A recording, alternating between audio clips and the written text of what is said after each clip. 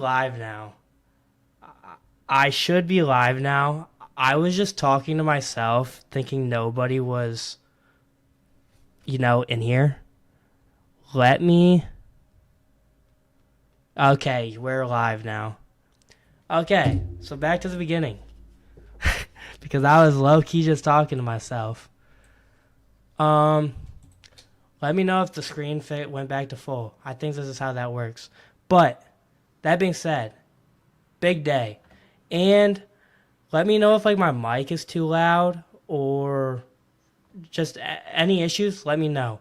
And thank you for telling me to go live because I thought I was live and I was talking to myself. But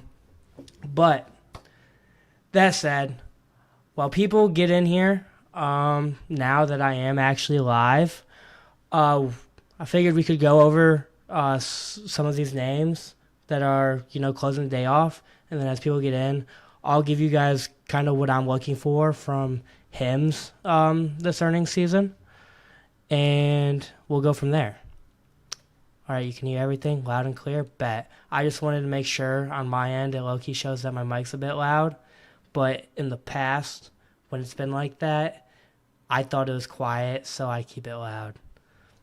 But 10K in, that's close to my portfolio size, but I don't have much money. I'm broke. But let me show this chart again. And I'm sorry if these charts look a little blurry because I don't know why. I think I just need to upgrade my computer, which will be coming soon enough.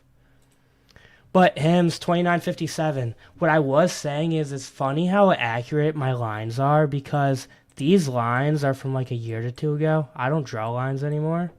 And to this day, they are still so accurate. And so I always catch that fun to look at. Whenever I see it bouncing, I'm like, holy crap, I nailed it. And I'm not a TA guy. So 29.59. It looks like we're going to close just short of 30. Hopefully we pump over that after this report. I'm low-key kind of expecting a dump. And I don't mean to be bearish, but I just mean I really think we're going to, maybe test this line one last time on it, and then maybe we rally on the call. That's my bullish point is the call. And yes, I will be covering the earnings call. So we have a lot to talk till 5, and you guys probably know. You guys know Noah on X. I think we're gonna have him join up in a Discord, and we're gonna talk a bit when the earnings actually drop. So we have a guest, as long as I can figure it out and not mess that part up. So I don't know if we have any Zeta bulls in here, but Zeta low-key looks like it's headed to $15. And I would be very happy if it heads to $15. This is what I was saying is I really think that Zeta's in its SoFi at $6 moment where you are completely just waiting for full year net profitability, and a bunch of institutions start piling in that are waiting for that, and you're going to see a quick re-rating. So Zeta I'm excited for. Ren, depressed. SoFi, it's been good today. Anthony Noto just bought. That's kind of breaking news as of 30 minutes ago. So shout out Anthony Noto. And we are not selling tomorrow. I'm not selling tomorrow. Not financial advice. The only way I'm selling tomorrow, this is what I'll say. The only way I sell tomorrow, earnings drop. This isn't even going to happen, so I don't even know why I'm talking about it. But earnings drop, whatever, revenue's 600. It's under the guide. Let's say it's under the guide. And then they come out and are like, we're not making anything off Novo, and cross-sell hasn't been that good and the revenue numbers are just busted. That like I guess that would be like a reason to like trim a good amount. But even then you still have peptides coming in and that's just not happening. Like I'm sorry. I will like I'll drink a whole handle on stream if like they just straight up and come out and like, yeah, Novo's not actually helping our company. Um so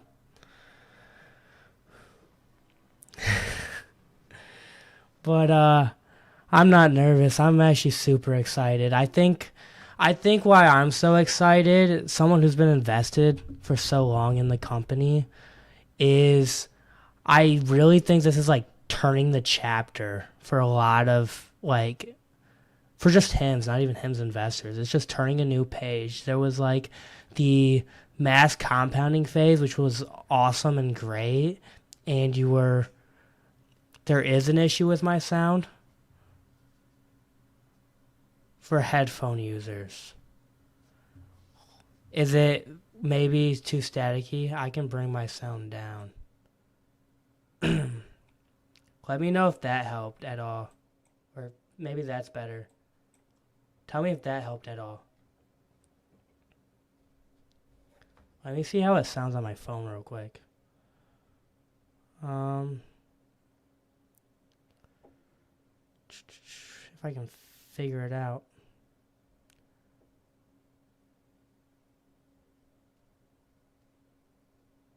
Tell me if that helped at all. Okay. Sounds fine on my phone. Let me see how it sounds on my phone. Oh, it was good before?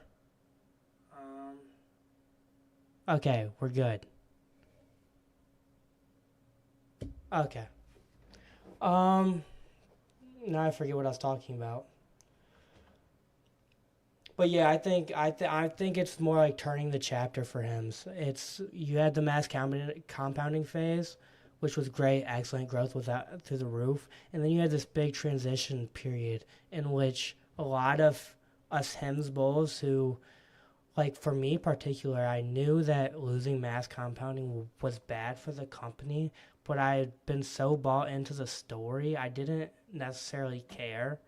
Um, because I also know that stocks can be story driven. I mean, you look at it's not necessarily like comparable, but you look at like a Tesla, it's completely traded off of story. Even a lot of these space stocks are not making money yet, and some of them don't, or even quantum.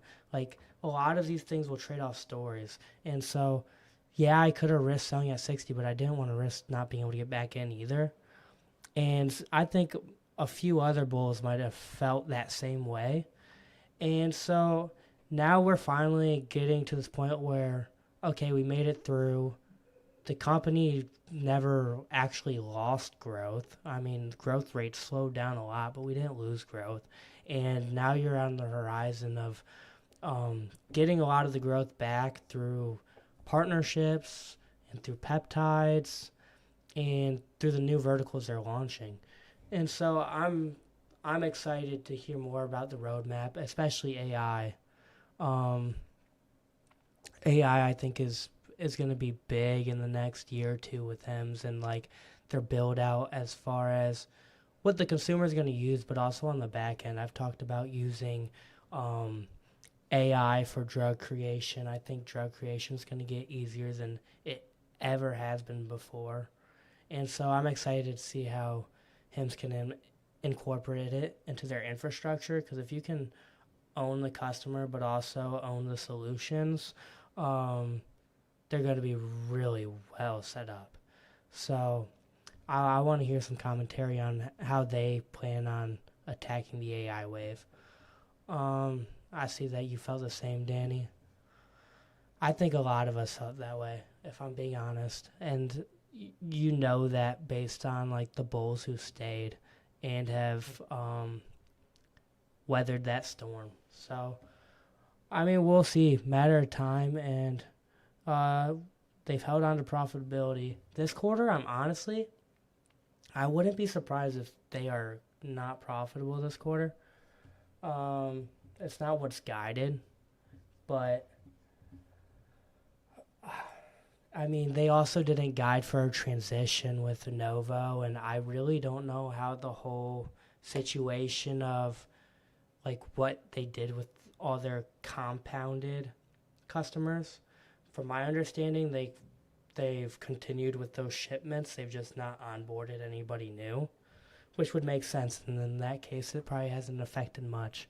But in a world where they're canceling people's orders or shipments and then offering them like Wegovy solutions, that could result in some churn. So, I mean, it'll be interesting just to like learn the economics of the whole situation because outside of telling us they've shipped 100,000 plus Wegovy products, they haven't told us much. And I don't know why I'm sitting on SoFi for you guys. Hims is dumping here at the close, which might be actually a good sign. I am going to look at the numbers as soon as they come out. I think they usually come out pretty close to right after the bell. I'm not going to lie, I'm putting my X on this side because people are always, wrong way. People are always posting about the numbers. People are always posting about the numbers on here before my thing actually loads or updates. So at least this way I can get the numbers right away and then work super hard to get the presentation up.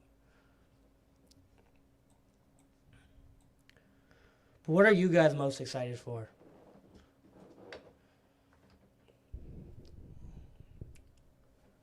Oh. Like if you guys had to pick one thing and it was like I want to hear them talk about AI, Novo, Eli Lilly, maybe how hormonal treatment line's going, what would it be? Because I personally, guidance, yeah, that's a big one. Guidance is a massive one.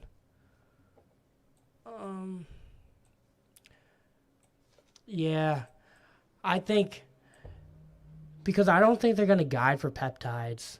And so I think the only thing that's really going to get weighed in this quarter, and I could be wrong, but I think the only thing that's going to get weighed in this quarter is Novo. And I think they're going to take a little bit of a safer approach and kind of just look at their increased Q2 guide from it all and then go off that and then not speculate too much into Q3 and Q4 and just keep it at what they had. Just because I feel like the landscape is constantly evolving and they like to beat and raise. They do. And although they've missed before or missed. I always say missed because people count it as a miss, but they met on their numbers. They missed analyst numbers.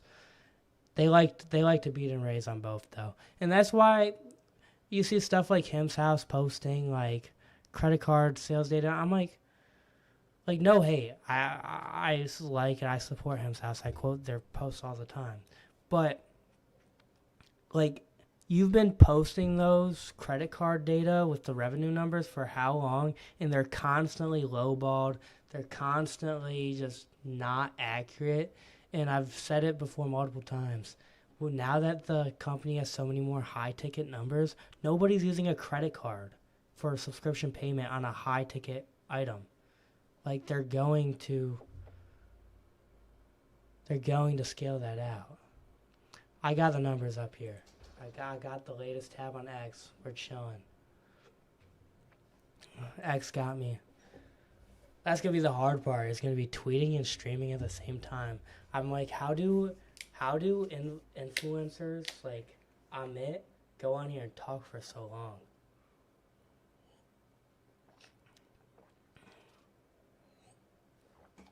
One minute. I got X up. You should. Oh, hold on. I'll put this up for when it loads. I'm gonna put the presentation up here.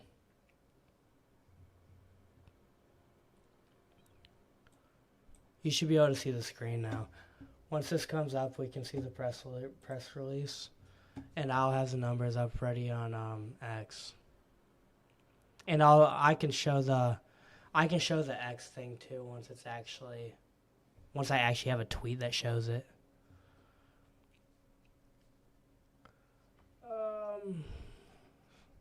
One more minute. Drum roll. What do we think? I'm guessing 625 million in revenue.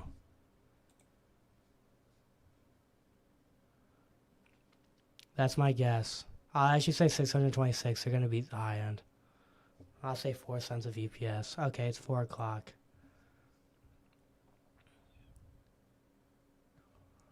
Still nothing. Still nothing over there. We're waiting. Da, da, da.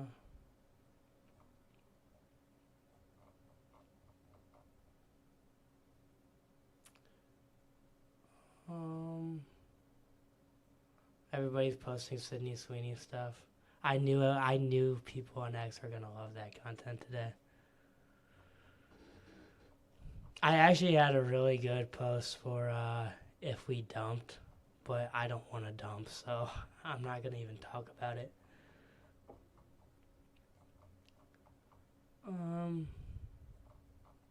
My guess is it's coming out at 4:05. Normally, someone was telling me it'd come out right after the bell, but normally I feel like when like the closest time things drop are 4:05. What's the stock doing? It's not showing me the post number. Oh, there it goes. It's flat right now.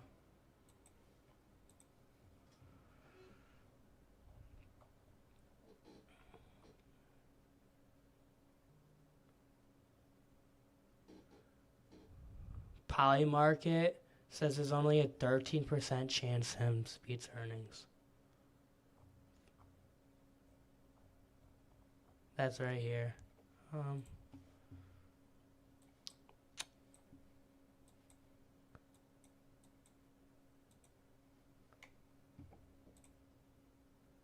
Only a 13% chance.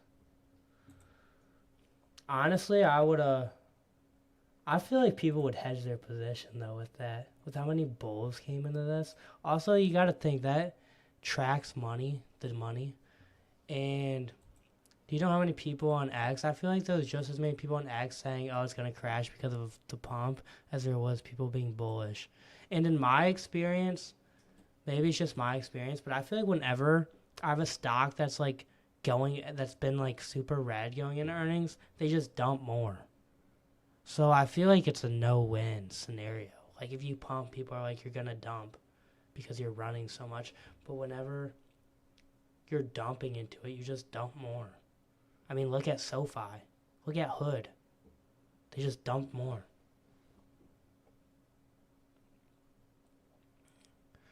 Dude, everyone's also talking about that Kevin Shoe guy, bro. And, like, props to him. Great trade. But he's getting all the love. No, they aren't out yet. I think it's coming out at 4:05. It's going up now.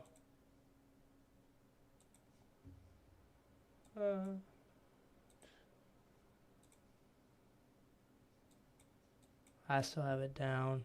Oh, I'm on the wrong thing. That's why. Yeah, it is going up. I was on the wrong thing.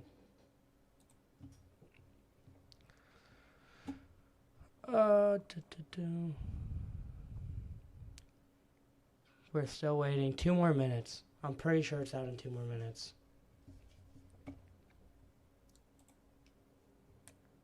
I have X refreshing and X is always on it.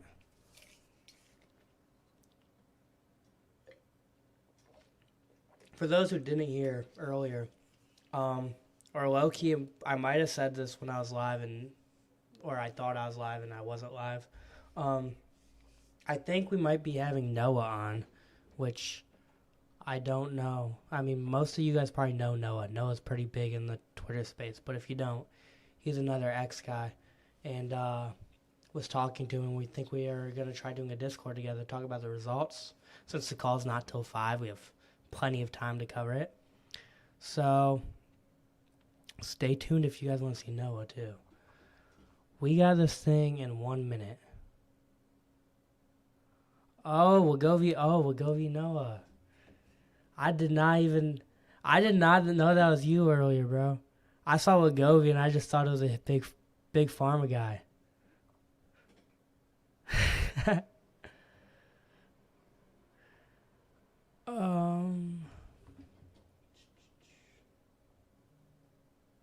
What's this?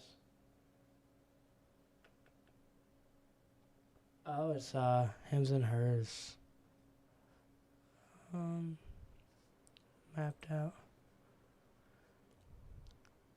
Alright, these numbers should be out. Oh, they're out. They missed.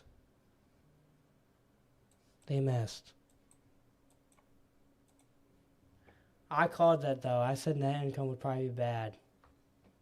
And then they missed on revenue. Okay. Now we need the presentation to actually understand what's going on. Oh, there we go.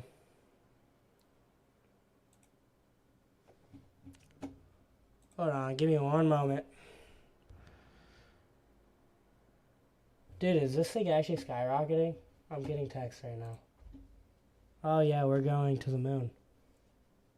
Well, $30. Maybe we'll get to 35. Hold on, let me make my X post real quick before we get into this. You guys enjoy this price action.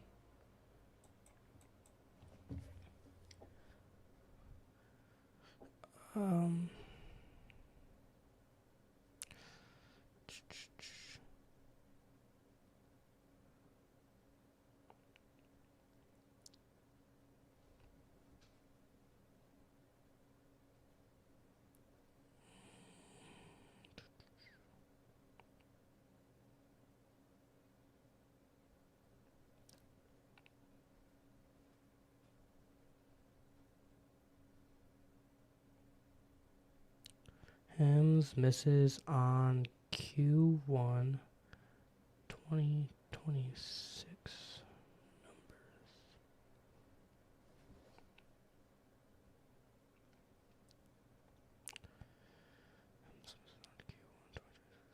There we go.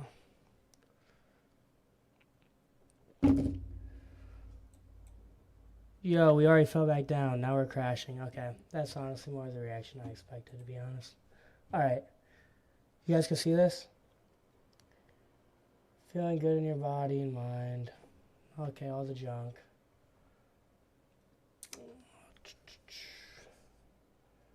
We believe we have the ability to help over 100 million consumers. 90% of applicable population yet to seek treatment. All the areas they're in, and yeah, we already know that stuff. We integrate deep insights, high-touch care, and a curation of best-in-class solutions. Lab data. Okay. Our value proposition strengthens each new subscriber. I want to see subscriber growth real quick. Hold on.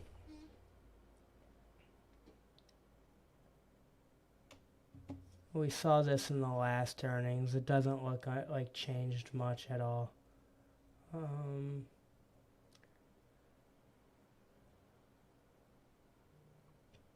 Where are these subscriber numbers? They're like all the way at the bottom. Okay. So 1.7 million on personalized solutions, which I don't know how that works now, because with compounded gone, a lot of personalized solutions were compounded. So my guess is they're going to roll off over time and they don't just dump right away. So maybe come Q2, Q3, that's when we're going to start seeing some of that roll off in, not in subscribers, but in personalized treatment. Revenue 608 million is down. Revenue per average subscriber is down. I want to know what the reason for that is. Payback period. It's going down.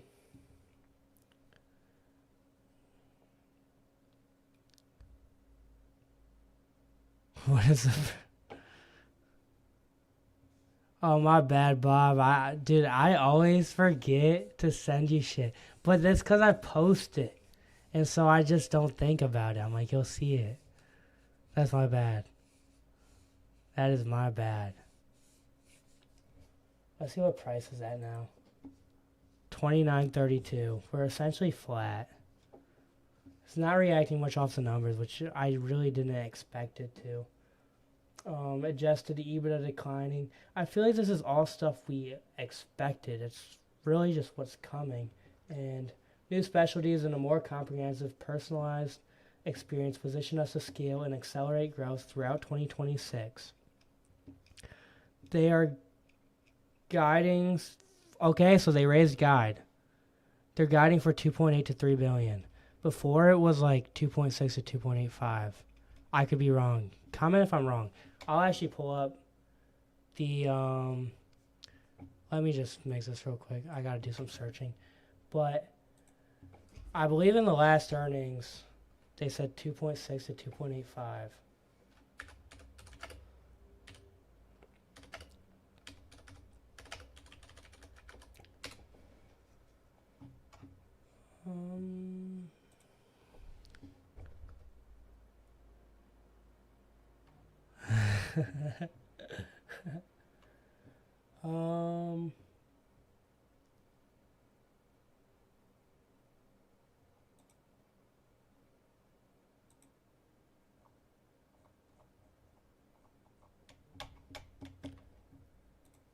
Okay. They only did a shareholder letter last time. They guided for, pulling it up now. Yeah, so they guided for 2.7 billion to 2.9 billion. It is now 2.8 billion to 3 billion. So they essentially just raised it by 100,000 or 100 million. So we got the guide raise, and that's kind of what I was saying before. Is I didn't think they were gonna raise it terribly much. I thought they were gonna raise it, but I think that they're waiting to raise it anymore until the whole peptides and like listing of them and categorizing them is done. That way they actually know how to guide the product line, so they know how the launch is going to go. And we're absolutely tanking now. It's $27.14, which I am completely fine with. I'm fine with not front running the move. I don't want to front run the hype. I'd rather wait for results to actually show and accelerate than front run it. Significant investment in targeted M&A are enabling international markets to quickly become key growth drivers. That is awesome. Is this in millions? Yeah, so international revenue was 78 million. It's kind of, it's a 10x, but that's just because of all the acquisitions that happened. I don't think Wheelie was joking, was he not? And if he's not, okay, I know it shouldn't bug me, but bro used to he's a troll, but he used to shit on him so much. Like, his broker shouldn't even let him build a position based on his public stance.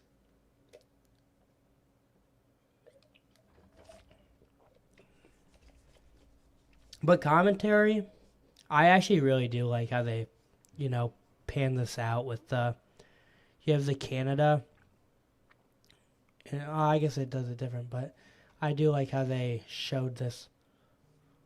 I didn't even know about Honest Health. Oh, that was acquired before I was even invested.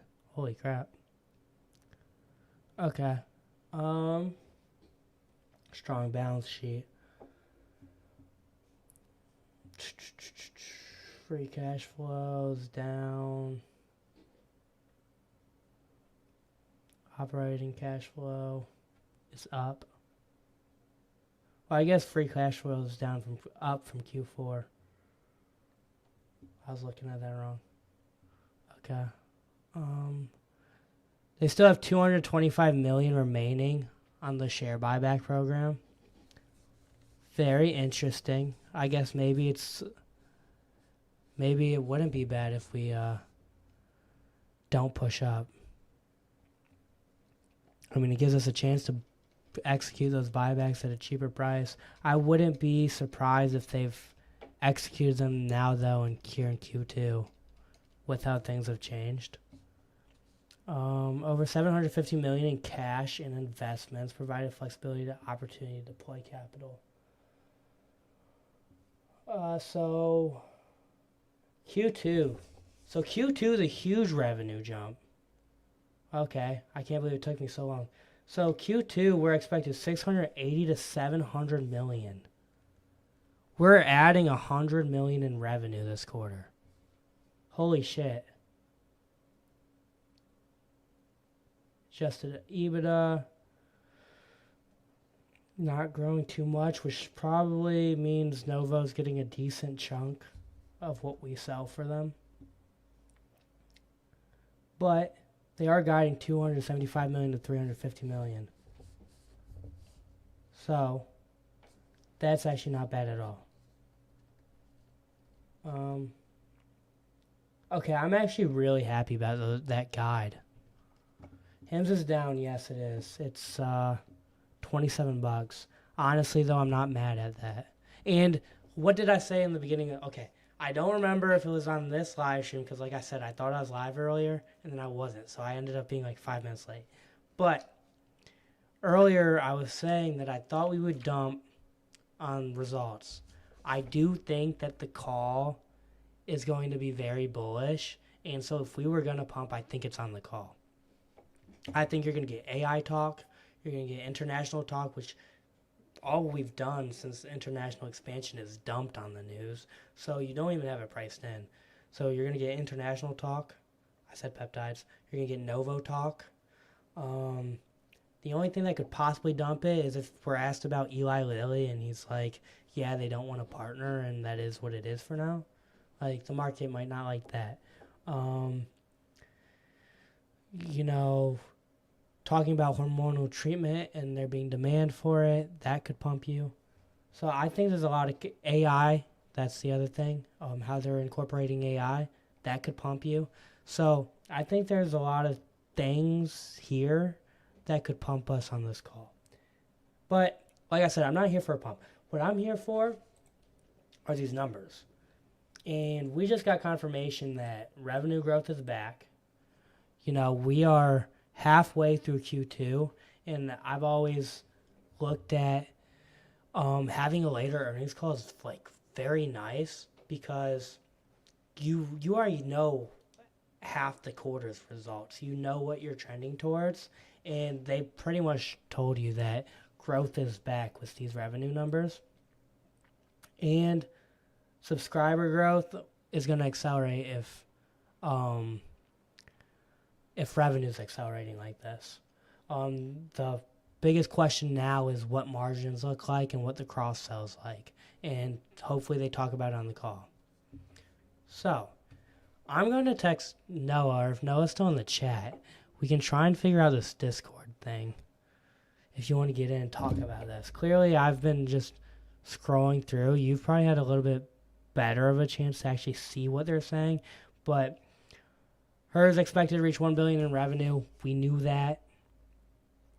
Strong unit economics with pay period less than a year. International is leading to growth here soon. I think no, that's Tim's house.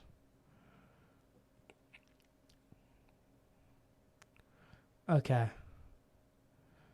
Let me send you my Discord. I gotta do it on this end. My Discord's stupid. Don't switch.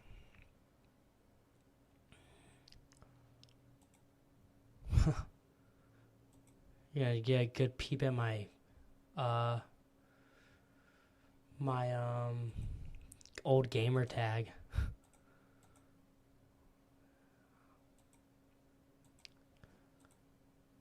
You know what?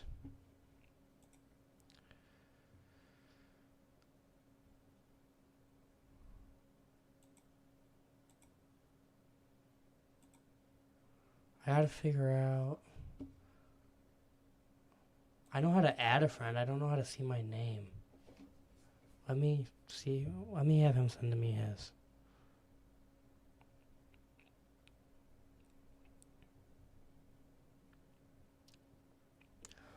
Alright. Let's go back up to like some of the stuff we skipped for now. We saw this. Less than 1 year, then payback period. Cumulative online gross profit. Paid marketing expenses. Okay.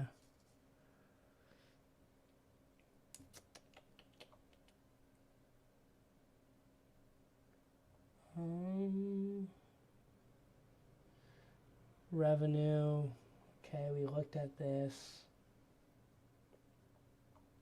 I don't like that they don't give us a real number here. If I look at the letter, maybe. The letter is probably better for like actual details. Let me go back.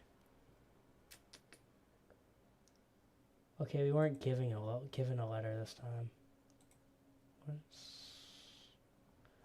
I don't want to look at that. Okay. AI support across the entire health journey, powered by a closed-loop network handling tens of millions of customers' touch points. Smarter intake, chatbot-powered dynamic intake seamlessly. Identifies customer symptoms, goals, and history. So this is Labs AI. Labs biomarkers and customer-reported data create a richer health profile. What matters most to you about getting treatment? Precision in clinical decision-making. MedMatch surfaces relevant treatment paths informed by platform-scale data. Providers benefit from insights across prior decisions and outcomes on our global platform. Tyler, it's time to bring insights into action. Okay. Care that is always with you. Agentic coaches, nutritionists, care guides, and eventually wearables provide support that is always on. Proactive engagement helps customers stay on track. So our wearables might be coming.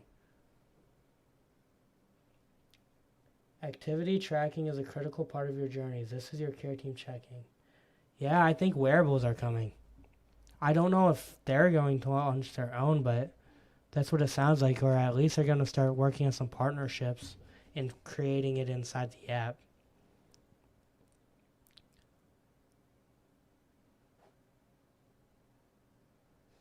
Okay. Still waiting for Noah's response. Okay, so wearables are on the way. You got, 20 million plus total TAM. Strengthening the network effects. You have the outsource, lab facility, peptide facility. This is all stuff we know already. Deepening personalization. Yeah, I don't know how to find my username either. Who's that? Yo, how do you pin a comment? Oh, you can. Is that how you pin it? Oh, that does show. No, it doesn't. How do people put comments on their stream?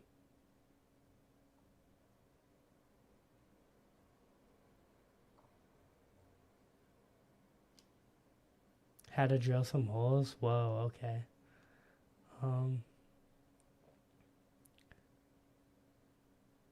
Okay. Let me try that.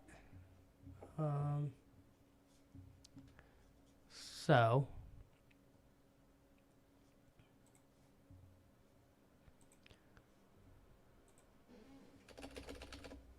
Noah, not in all caps, no. Oh, there it goes. Is this the link tree?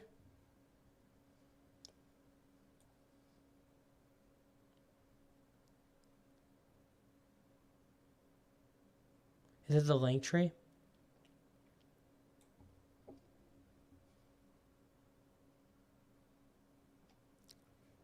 Dude, I burned the top of my mouth and it's driving me nuts. Okay.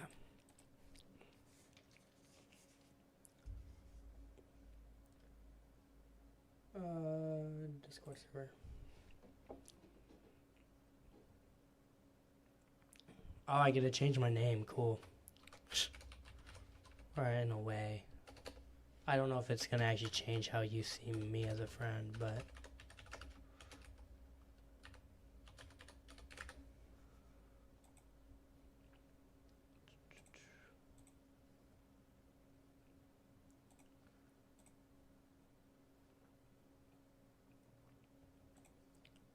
There we go.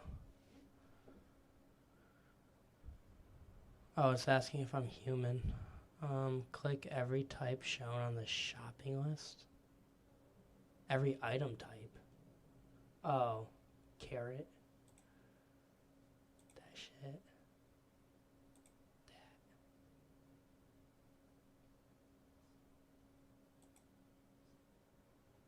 Dude, these things get weirder and weirder.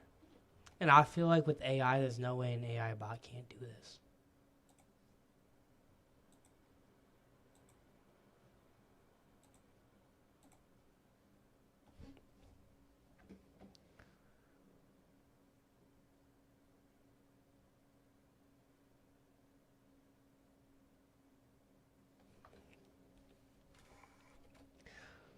Yo, I don't know if... Okay, let's see if I know how to log into my Discord. It's asking me to. I may be logging into a random-ass Discord right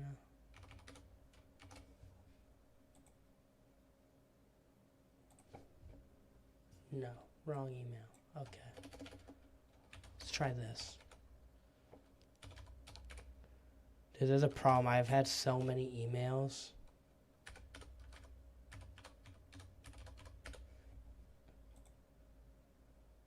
Oh, shit. I think it worked. I have the desktop app.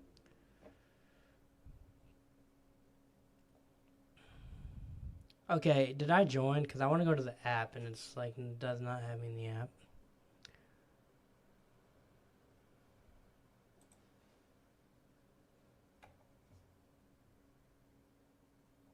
New.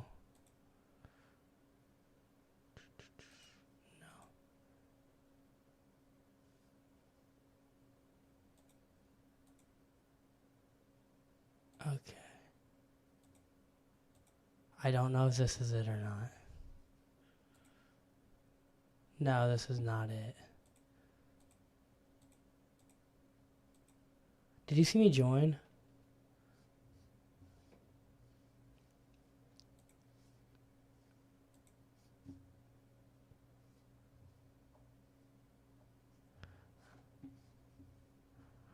I'm definitely not in the Discord account that I meant to be in. I'm in an old account. That's okay. This does the job.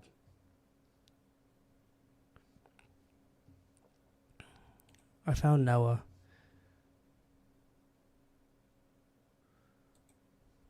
I just added you as a friend. Let me log out of this Discord and try and sign into the one I just logged into on accident because I didn't even know it existed.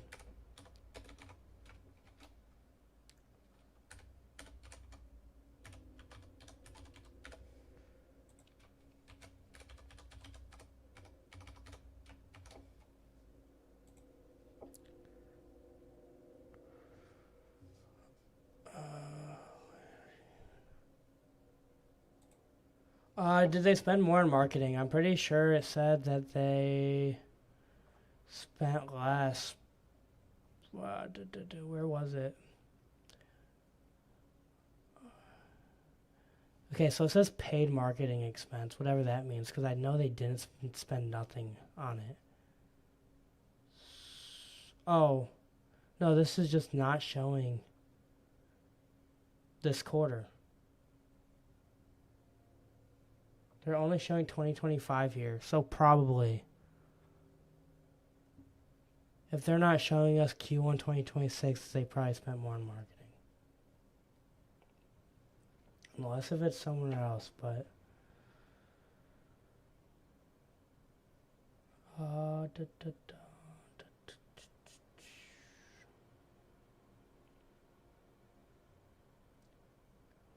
Capital investments.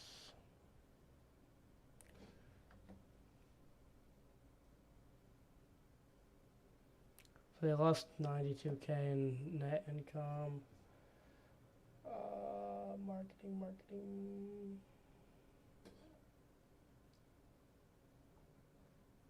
Yeah, I don't think they say. I would just sell and put it on black instead. Let's wait till the call. I mean, we knew the numbers were going to be bad, and I said, once again, I'm pretty sure I said while we were live, I would not be shocked if net income was negative.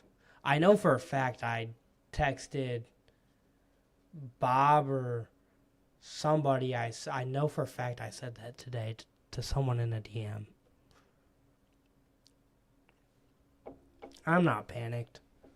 I think it's actually healthy we're not front running this.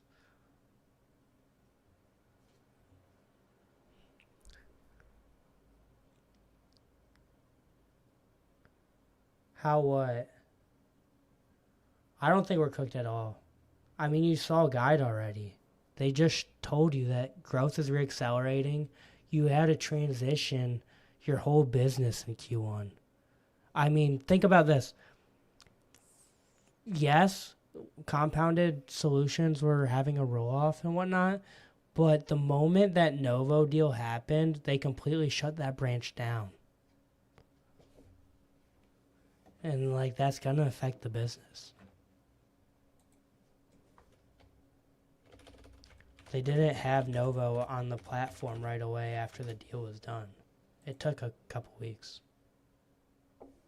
Okay, it was Bob. Yeah, I told Bob I was not going to be surprised if net income was negative, and it was. And I'm not like I guess that's why I'm really not phased. Is like I always have a bullish outlook, but I'm also understanding of reality. Yeah, Q2 is the big quarter, and I mean it was confirmed with the 680 million to 700 million, and usually when they're bullish, I see with my experience with Hims is when they're bullish, they're probably gonna beat high end, is usually how it's worked. But I also feel like when things are bad, they like to try and cover it up, in which I'm not necessarily as big of a fan of, and maybe I'm nitpicking, but I think it's like their way of trying to make people not panic, but instead it kind of leaves more of a bitter taste. I'd rather just know you're going to beat the numbers you give me. Kind of like SoFi and Zeta. Like I know they're going to beat what they give me.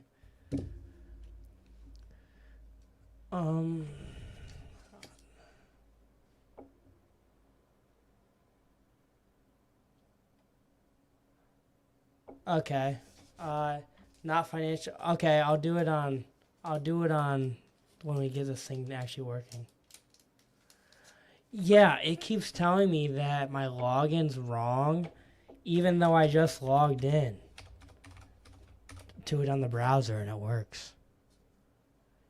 It asks me if I'm human. I click yes. And then it says my stuff's invalid.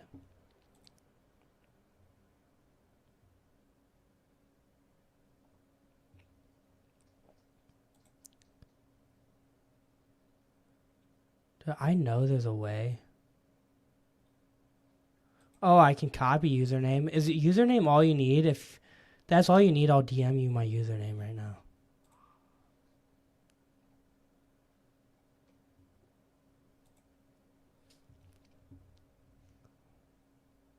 Hold on. I think I can just DM you this username. You can add me.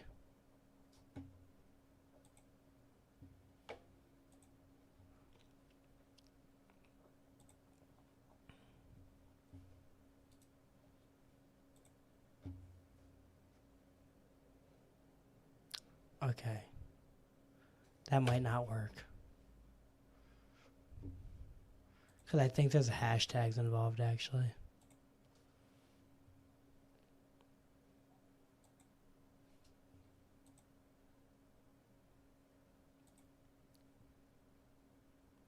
Send friend request, export discover rule.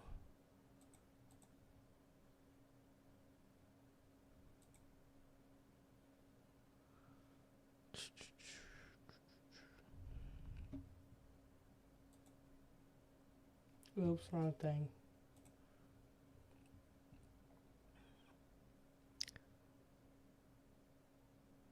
You sent a request to that? Oh, yep, I got it. Bet.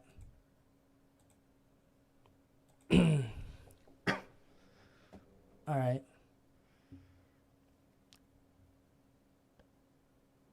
Do you know how to set up a call? I don't know how.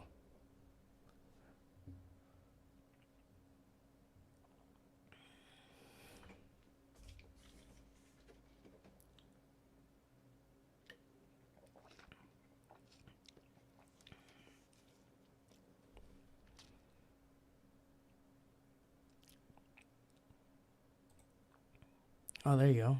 Bet. What's up, brother? Yo, what up?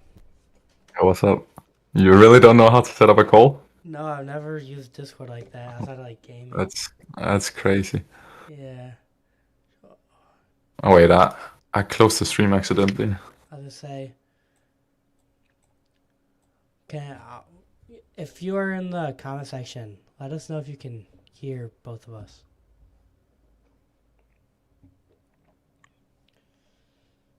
Wait, so you gotta convince me why I should keep the rest of my shares, bro? Because I've been bearish for a while. You know, I took profits a long time ago, Yeah, no, you told me. and I just kept a tiny position for the moonshot thesis. Um, but I haven't been tracking the last few earnings reports at all. I don't know what to look for anymore.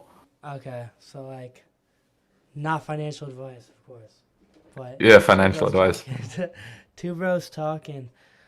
Last couple quarters, I mean, so you go back to, Q1 2025 pretty much when mass compounding stopped.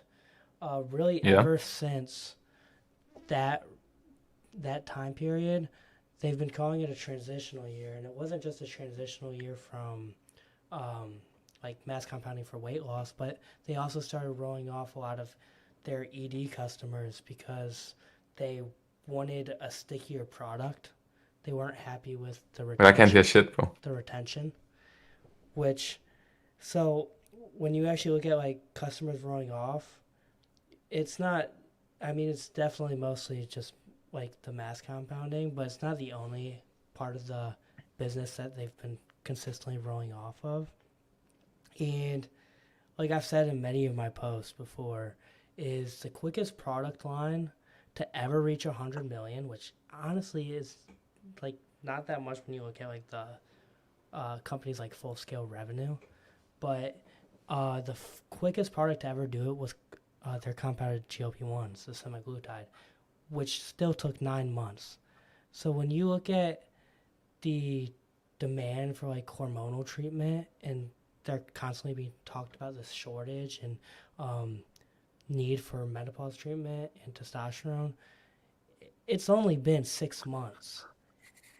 And I wouldn't even compare the product line to having as much demand as what GLP-1s had. So it's going to take time. And that's how a lot of their new product lines are going to be. And so you're now 6 months into the hormonal line and labs being recently to that. So Did we get those numbers? they Test numbers and they labs? did not break it down, and I don't. I hope they do on the call. That is something that I've been like banging the table on. Is, you know, talk about it because you guys keep telling us Like, there's this demand, and it's not just Hims who talks about it, but the the FDA. I mean, Macari has come out and talked about the demand and need of education on hormonal treatment, and that it's needed, and that yeah, I'm just wondering why it's not showing up in the numbers then, because this is a negative revenue growth in America. yeah, I Yeah. agree with you, and I think a lot of that's like I said, it's the roll off. I think a lot of people expected when there was a big drop in compounded after Q1 that was like the complete like roll off of those subscribers, but that's not the case because people have 3 month subscriptions, they have 6 months, they have full year subscriptions, and they kept um, once they're subscribed, they have the right to still get those shipments. And so it's been a gradual roll off, and that's why growth over the years have like gradually declined more and more and more. Yeah, I see. And now you've kind of reached this plateau because you're in a situation where a lot of products like a lot of the smaller product lines, they don't really move the company, and so you've just kind of reached this like flat growth of okay, these customers have rolled off, but and this is the last quarter of that roll off too, because you're now lined up with Q1 2025, which was the last quarter and by far biggest quarter Yeah, I remember because that. It was like 74% growth, it if I was remember correctly. 111%. Oh, that much? Oh, Yeah, and yeah. you had you had peak mass compounding at the time still, and you had the Nova partnership that was short lived, but it was also in that quarter. Yeah, and yeah, it was like 30 days. Yeah, it was literally I like remember 30 I days. sold on those news because I was like, these guys are taking him to court for sure. That's why I took profits. Yeah, that honestly wasn't a bad mindset to But have bro, going like in. 45% of my portfolio was in Hims at that point. Bob said the audio is quiet. Let's see what we can do about that. This. But you got a dog up there. Yeah, I do have a dog. I forgot. I forgot that you guys can see him. He's right there. Just checking it out. Um, Bro, negative free cash flow. I hate it, bro. this quarter. Yeah, I know it's just one quarter. Yeah, I mean I'm this. looking through the sites. This is the reason I would give not to sell. Honestly, this is the worst of the worst. It's only Only going up up. from here. It's only up from here, and I mean you see it in the guide. They're guiding for 100 million added on Yeah, I revenue. like that guy. I like that guy. So at this point, and this is kind of the argument I had even when we were at like 15, $16, is we're already getting okay. Like worst case scenario, we're already getting sued. It's already priced in. I didn't think that it was gonna hold. I always thought resolution was gonna come, but I'm like, why would you sell now? It literally can't go worse outside of the company going to zero from here. And like Well, going to zero is pretty bad if you have half your portfolio in the company. that's fair, but I mean, I just felt like there was way more catalyst that could turn the story around than just to get out. I mean, Yeah. I mean, I'm looking at the market share slide. They're still gaining market share, but they're not growing. mm, Like, is the category just doomed? telehealth? Yeah, telehealth. No, no, no. They're gonna be fine. They're going through what I said, a transitional period. And the Yeah. thing is, a lot of these, I mean, Rowe's been the biggest mover, and their success has just been riding the back of pretty much whatever Hims launches and um, Novo and Eli Lilly products. And they're definitely, I, I believe they won't go public because they can't figure out how to get profitable. Oh, Which they're not profitable, bro. The last we knew, they're not profitable. I mean, their financials are kind of hidden since they're private, Yeah, but I couldn't find them because I did a like 40-page write up on Hims 1 year right. ago for college, like 1.5 years ago, I think. Yeah, and I couldn't find the numbers on row. Yeah, last we knew, they weren't profitable. Okay. And honestly, I mean, everyone always talks about their competition, these other competitors, but Weight Watchers declared bankruptcy like a year ago, and they've been kind of getting bailed out by partnering with these GLP-1 companies. But I haven't seen what their financials look like recently. But I do know Paul. You know Paul Zero, I'm sure. Forgive me, I don't. He's like a huge Hims bear. He's like Oh, is it the guy the one that I that used to went on the follow. Hims House show Mm, back in the day and said it deserved a price to sales multiple of like 1 to 2? I don't know to be That honest. was like a massive bear. He had a big short bit on it, I remember. I've beefed with him multiple times on Twitter. Um, Wait, what's his name? Paul Sierra. It's like Cerro. But I know he's talked about Weight Watchers. I don't know if he's bullish on Weight Watchers. He might be, but or if he just uses it as a Hims tidbit. So I do think they might have had some success with these partnerships. Oh, yeah, that's the guy. It is the guy. Yeah, I think so. Yeah. Yeah.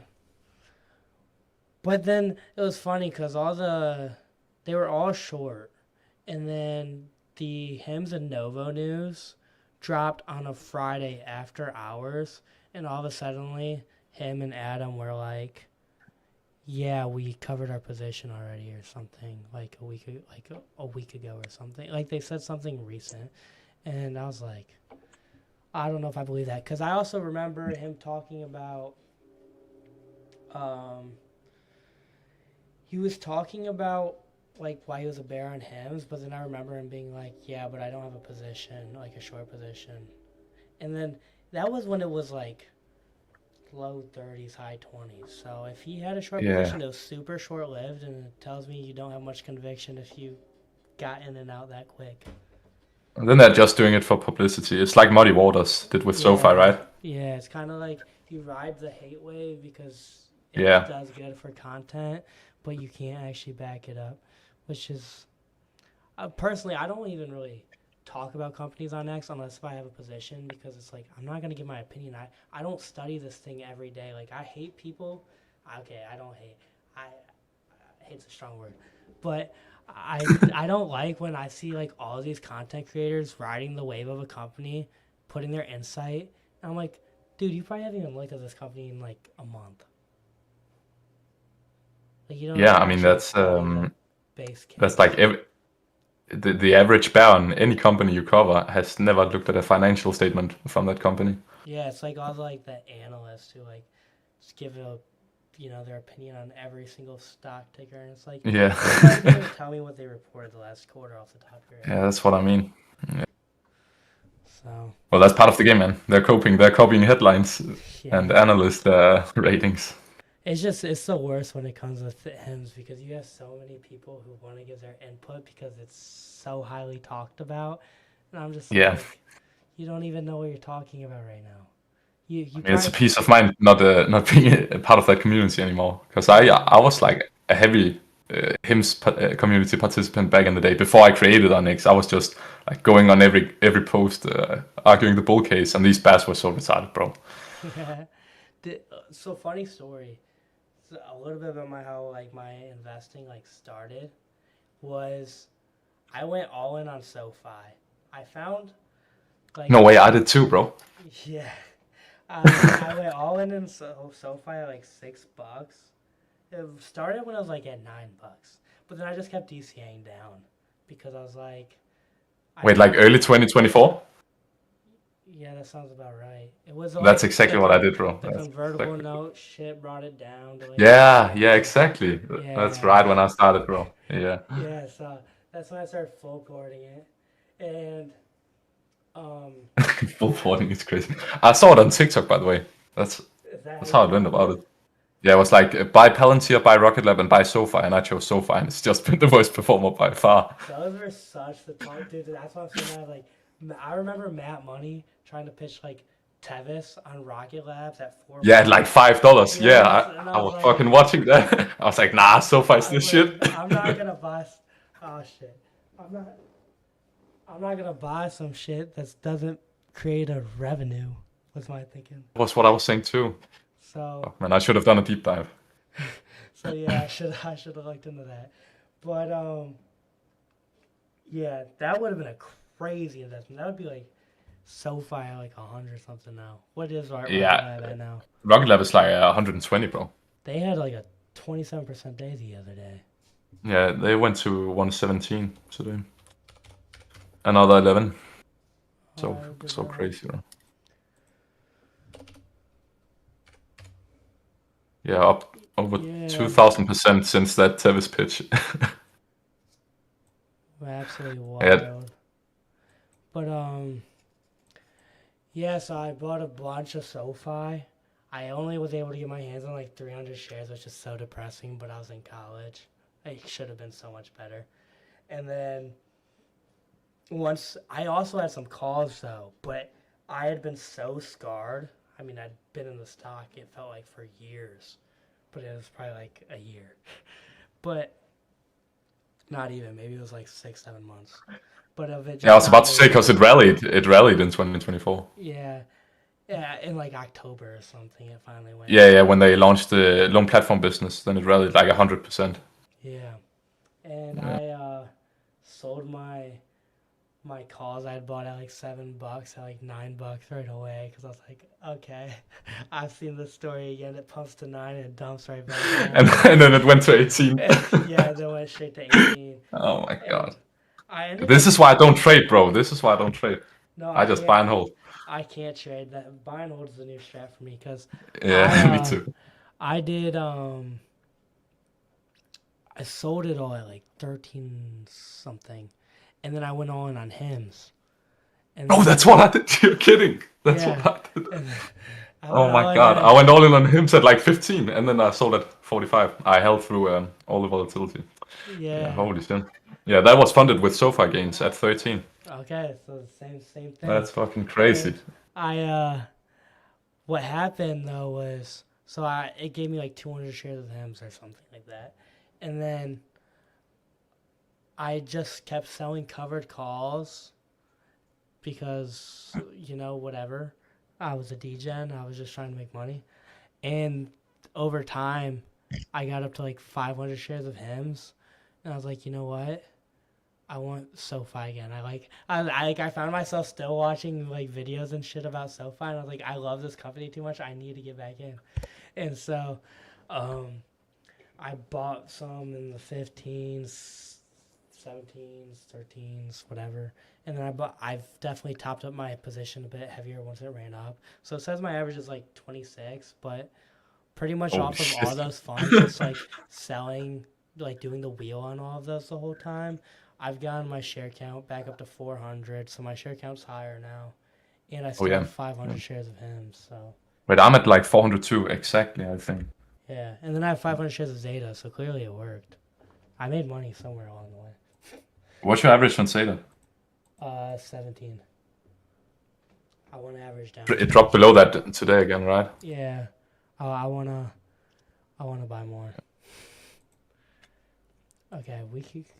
Yeah, I'm at 417 SoFi shares right now. 417. Yeah. See, I'm such a degen when it comes to like wheeling that I only buy in 100 share increments. That's retarded. I'm like, if I don't even know what wheeling is. I swear Bob told me about it, I think. Okay. Somebody told me about it. Yeah, so if like you have shares, you'll do like a covered call on top, and then you have cash secured puts running below. Oh, that's why it ends up in hundreds. Yeah.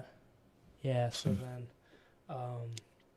if you go up, you make money, and if it goes down, you get shares at a cheaper price is the idea. Yeah. But I'll pretty much just constantly roll them.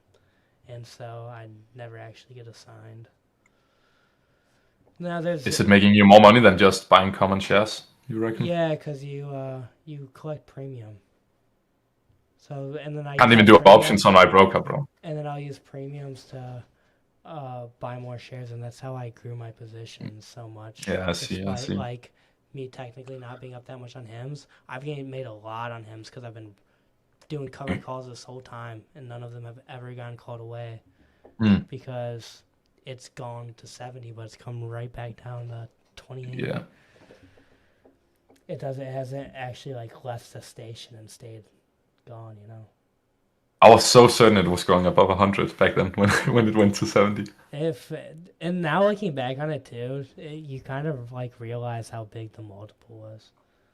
It wasn't even that big. I remember writing down in my notes like, okay, I'm selling SoFi at this multiple, selling HIMS at this multiple, and HIMS didn't even get close. I mean, the EPS Was was it? like 20 cents. Like, Oh yeah, I remember. I was doing it on the price to sales because they were price growing so sales. fast. Yeah. Yeah, and it reached like 7 at the peak. Forward, I Okay. think. Yeah. And I think my Quite good for target 70. exit was 12.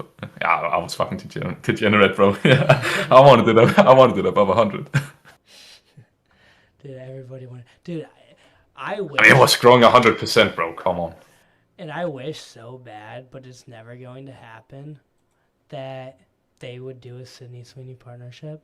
But it will never happen because they advertise based off the average individual, and I don't think they want to lose that image. Oh, I see you. Wait, how did that post do on Sydney Sweeney? Oh, let me check. I have all I've seen is my notifications are like 20 plus. Yeah, fucking, I haven't. This is the first time in like weeks I haven't been on X for like an hour straight. The Crazy. Thanos one is at 142 likes with 14,000 views, Shit, which isn't bad for 3 hours for me. that's pretty good. That's That's probably going gonna be viral a overnight. 30K banger at least. No, more than that, more than that.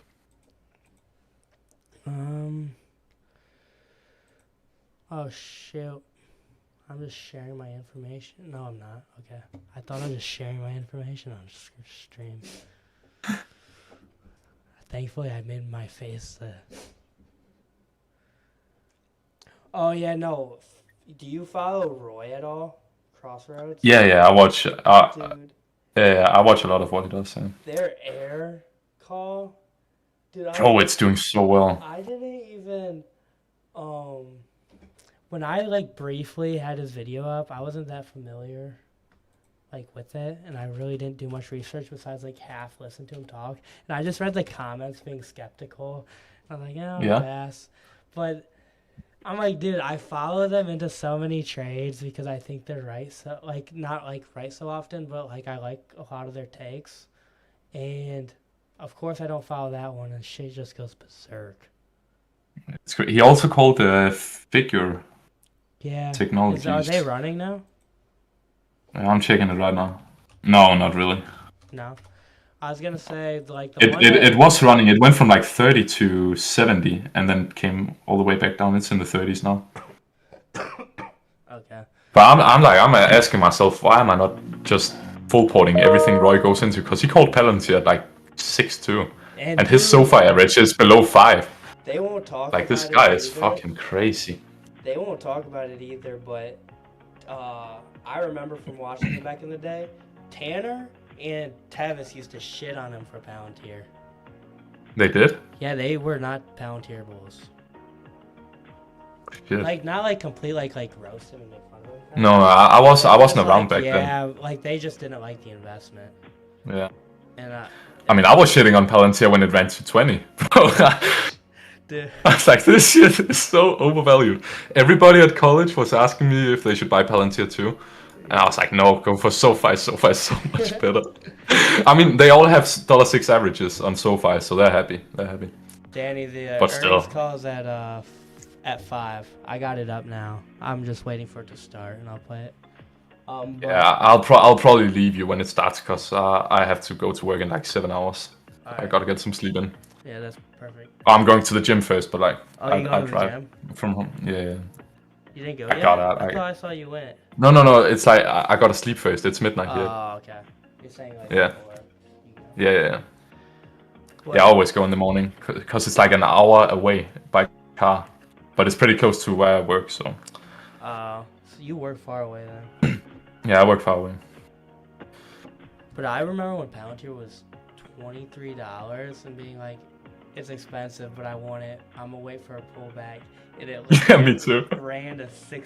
And I was like, Bro, yeah, and I just saw the CEO. He kept selling. I was like, yeah, it's coming down, and it didn't, bro. Robinhood the same, cause Tanner was telling me to buy Robinhood at fucking 14, dude.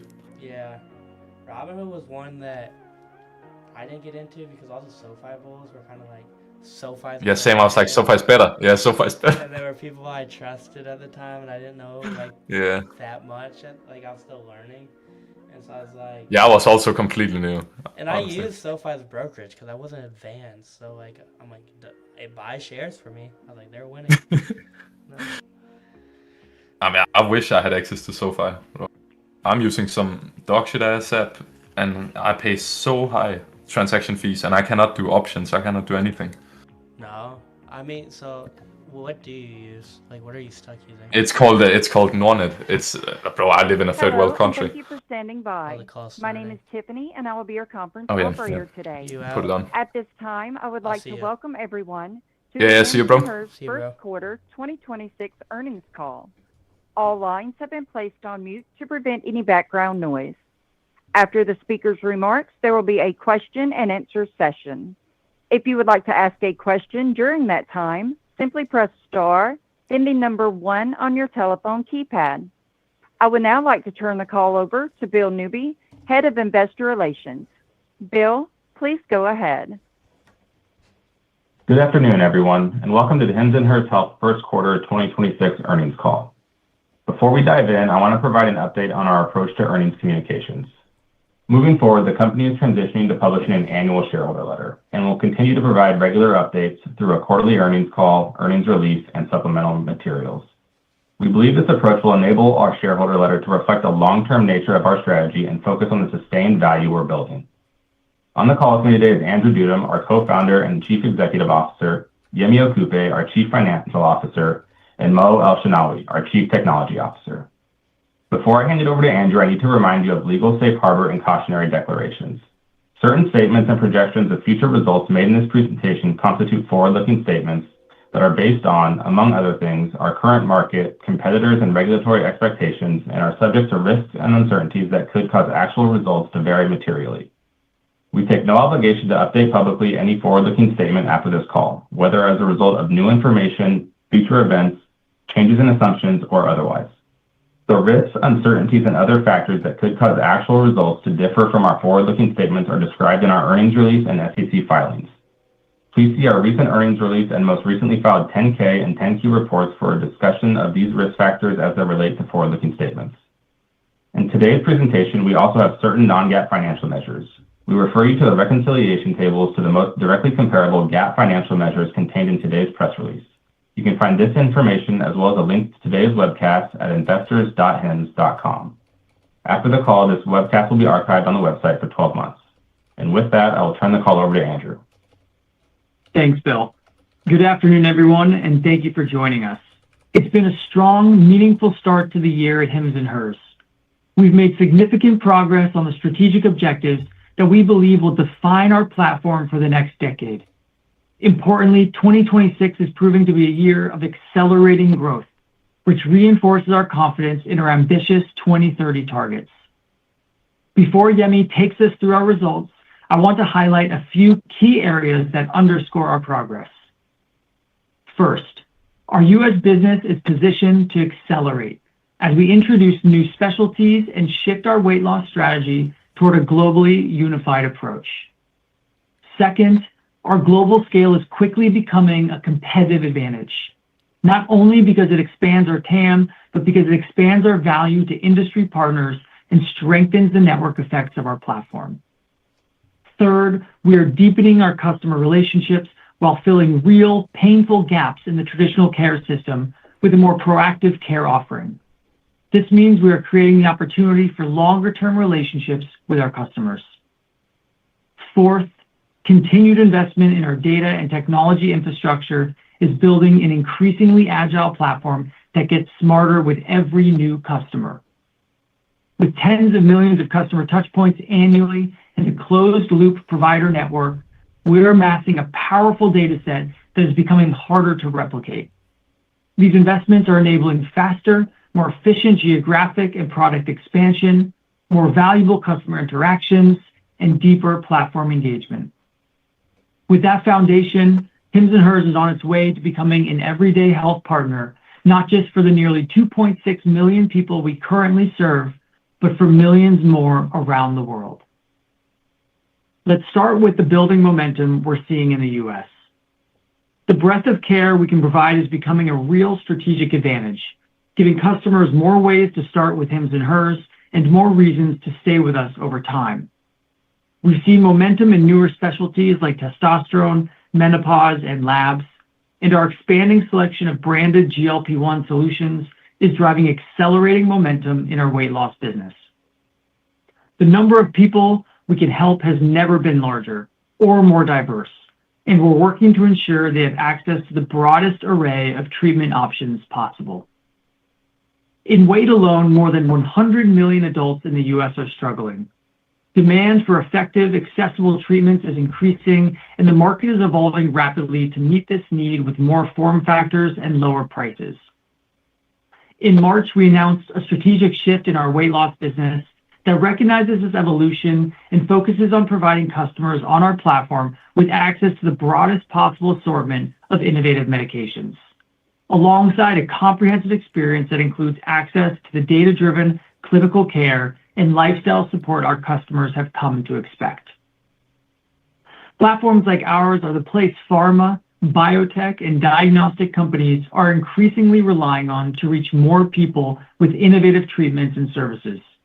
For example, our collaboration with Novo Nordisk shows what's possible when health innovators work together to help more people feel great. We are seeing adoption in weight loss near record levels, even beyond the demand we saw following this year's New Year's and Super Bowl campaigns. Within 6 weeks of introducing direct access to Novo Nordisk's GLP-1 products to our platform, we have fulfilled more than 125,000 shipments for Wegovy products. 125,000. Our customers are excited about the Wegovy pill in particular. We've seen them respond extremely well to the affordable price point, impressive efficacy, and strong safety profile. It's clearly a strong combination of efficacy, safety, and affordability. Novo has been a terrific partner for us, and I'm excited to explore further ways we might collaborate in the future. Last month, we also announced that providers on our platform can now send prescriptions for Zepbound vials and KwikPen, as well as Foundayo, to the Lilly Direct Pharmacy and access self-pay pricing for Hims & Hers customers. Our ability to drive awareness and cultural conversations about accessibility, as well as our investment in a deeply personal, continuous experience, gives our partners confidence that the people we are helping them reach are getting access to great care and are more likely to remain engaged over time. Moving to the second area driving our progress, our growing global scale. We are rapidly becoming the world's largest consumer health platform, which multiplies our impact. We expect our planned acquisition of Eucalyptus to close in the second half of this year. This will extend our leadership position in consumer health across Australia, the UK, Germany, Japan, and Canada by leveraging local expertise and existing industry relationships. As we strengthen our presence in current and new regions, we have the opportunity to impact hundreds of millions of people, bringing more data points into our ecosystem and extending the network effects of our platform globally. But bringing customers to the platform is only the first step. We're helping customers build a long-term daily health routine that they're motivated to maintain, turning better access and expanded treatment options into better health and building relationships that we believe can last for decades. We see ourselves as the best global platform for our industry partners for two reasons. First, our global presence allows us to drive category growth in new and existing markets. Second, by providing a high-touch, personalized experience, Our platform is designed to help customers stick to their treatment plans longer and better achieve their goals than with medication alone. That leads me to the third area of progress I want to highlight. As we grow, we are becoming more than just a destination for anyone looking to manage existing conditions. We are a trusted, comprehensive health partner that's helping customers proactively discover early signs of conditions that may not be symptomatic yet. The strength of our testosterone offering, which is now serving tens of thousands of men, is the perfect demonstration of this. For most men, signs of low testosterone can be overlooked as just being tired or part of getting older. Through HIMSS, that changes. We've designed the offering to catch an important issue most men can't see before it becomes difficult to ignore. Customers can track their testosterone levels over time through simple at-home blood tests and work with the providers to determine what treatment is right for them, and then easily adjust that treatment if appropriate based on their latest blood test. We're seeing this kind of proactive relationship and seamless at-home experience drive real results for customers. 95% of HIMSS customers relying on us for this testosterone support saw an increase in testosterone levels within 2 months. By prioritizing investments that deepen our customer relationships, we're making it simpler for anyone to be more proactive about feeling their best. We believe our investment in YourBio's microneedle blood sampling technology will make deeper health insights across key biomarkers even easier to access with a simple, painless blood draw. Instead of waiting for symptoms like cardiovascular risk, sexual dysfunction, or hormone imbalance to appear, customers can get a full picture of their current health and manage certain risk factors before they turn into conditions that impact their daily life. That information layer will be key in supporting new specialties like testosterone and menopause as they scale. But more importantly, it allows our platform to evolve with our customers as their needs change. More and more, we see customers looking for truly proactive and continuous care, informed by health insights that help them not just get healthy, but stay healthy. This is foundational to how the Hims & Hers customer experience improves over time. This brings me to the fourth area of progress I want to highlight. We are building a health platform that delivers access to higher quality care as we expand, and that is becoming harder to replicate. I'd like to invite Mo El-Shanawi, our CTO, to share more on the progress his team has made and the customer experience they're bringing to life. Given how quickly our technology infrastructure is expanding and the immense impact we expect it to have on the future of the business, we are excited to have Mo join us on a quarterly basis. Thanks, Andrew. I'm thrilled to be back to share how we are leveraging data and AI to make ourselves an irreplaceable companion to our customers and an incredibly valuable partner to other health innovators who want to reach and hold onto more customers. Before I get into the platform, I want to share an update on the team. Our engineering team is lean and immensely talented, driven by senior leaders who still build every day. We've also built our AI organization from scratch. We now have nearly 40 members in our AI team, including senior AI engineers and applied scientists, PhDs from MIT, Berkeley, and other top schools, and seasoned leaders from top tech companies. Leaders like this are choosing Hims & Hers because they see what we see. A platform with scale, data, infrastructure, and customer trust necessary to leverage today's technological advances to change what people believe is possible in healthcare. Today, our teams are squarely focused on 3 key areas. First, we are evolving our existing operating system to better serve our customers and providers across comprehensive end-to-end care, rather than a single condition at a time. The next phase of our growth requires a platform that can support greater complexity while also making the customer and provider experience more approachable. Over the past year, we've been re-architecting the platform around reusable modular capabilities. Our tech stack is built to scale efficiently across new conditions, categories, and geographic regions, allowing us to launch new offerings even more quickly. Our stack now includes a new no-code commercial engine, easily configurable clinical workflows, a modernized mobile and messaging experience, and a more complete view of each customer's entire health journey. We are already seeing the benefits. Launching testosterone, menopause, and labs are early proof points of a platform that can support faster expansion across more areas of healthcare. This self-serve platform that enables flexible pricing, promotions, membership models, and multiple treatment plans that can be optimized for supporting customer outcomes is the foundation that lets us serve more customers across more conditions more efficiently. Second, we've embedded intelligence at every step of the care journey while keeping independent providers responsible for all clinical decision-making.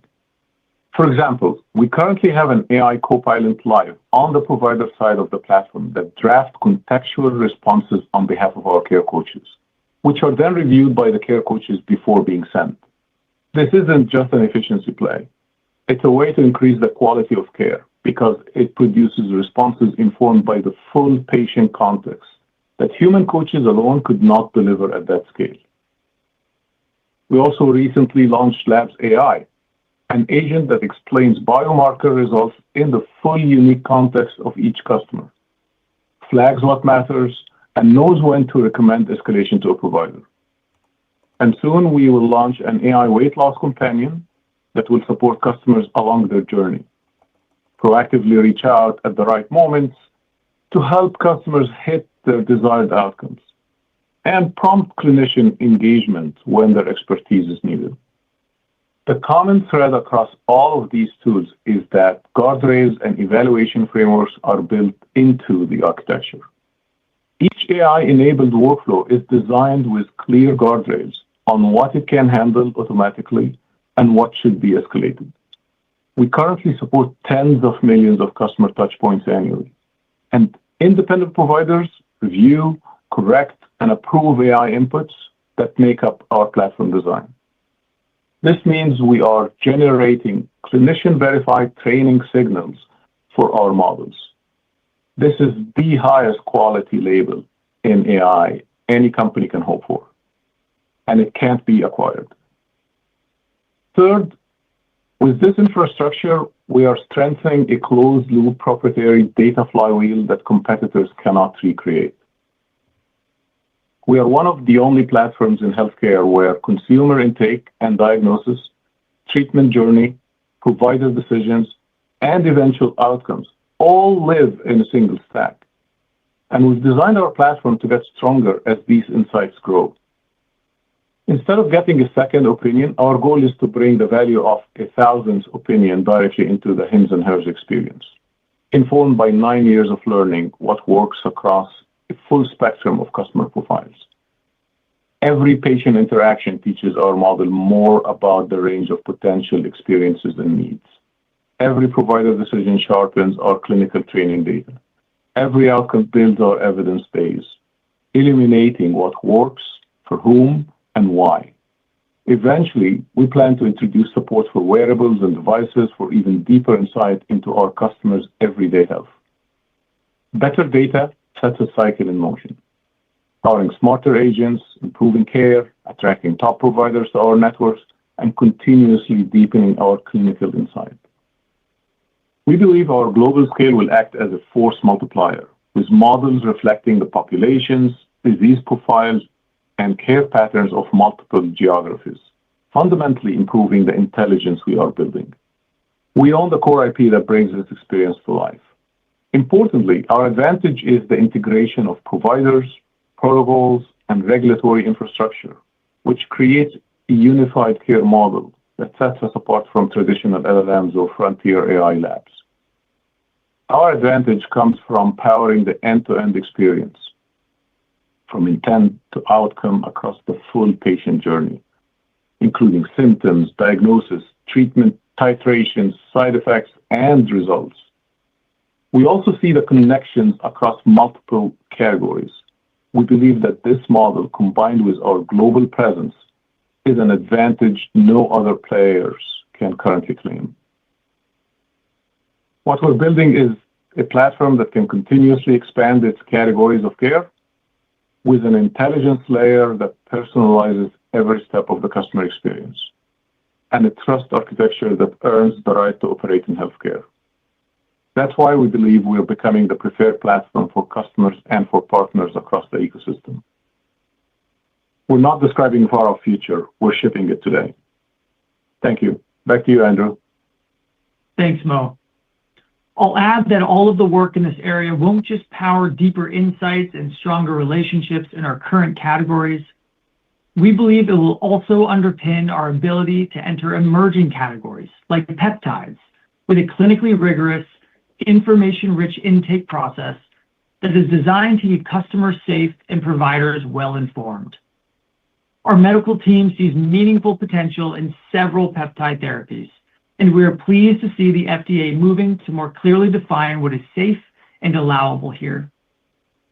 The standard bearers in this new category will be the companies that keep the experience physician-first, transparent, and focused on successful customer outcomes.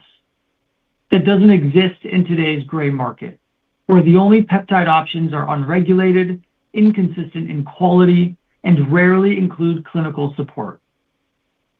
Our approach to this category would be different, with a focus on physician insights and oversight, a commitment to advancing clinical learnings about safety and efficacy, and access to high-quality treatments. We believe our verticalized infrastructure and domestic supply chain, which we strengthened by investing in our own US-based peptide facility last year, means that our customers can trust us to bring the same rigorous approach to peptide therapies that they've seen in other categories. Said more simply, we won't launch access to peptides until we meet these very high standards that we believe everyone should be meeting. I'll end by saying that I have never been more confident that we are building the future of health. 9 years of data, a verticalized domestic supply chain, an agile and intelligent platform, a leading global footprint, and a growing network of trusted health innovators gives us distinct advantages and reinforces our confidence in our 2030 targets of at least $6.5 billion in revenue and $1.3 billion in adjusted EBITDA. We are redefining how the world accesses care, becoming the global destination people trust to feel their best every day. On our platform, customers discover a holistic, data-driven experience built for their actual lives, not a generic system. We are changing what people believe is possible. Health that is simple, deeply personal, and built for everyday life. I'll now pass it to Yemi to walk through the financials. Thanks, Andrew. In March, we made a deliberate strategic pivot within our weight loss specialty. One that we knew would create near-term financial noise, but unlock immense potential for the platform to accelerate at scale. Today, I'll walk through the initial impact of that decision, early evidence that gives us conviction that it was the right one, our investment priorities moving forward, and finally, how our financial profile builds from here. We believe the pivot that we made to prioritize branded products within our weight loss specialty will be transformational for the Hims & Hers platform, and early success signals are already emerging. As we've stated in the past, the power of our model centers around pairing the best assortment of offerings with the powerful experience our platform is able to provide. In March, we discontinued advertising of compounding products to prioritize expanding the population we are able to serve. With the introduction of branded products such as the Wegovy pill and Wegovy pen, we are already seeing our addressable market expand significantly. Within weeks of this launch, we are on track to add north of 100,000 new subscribers per month within our weight loss specialty.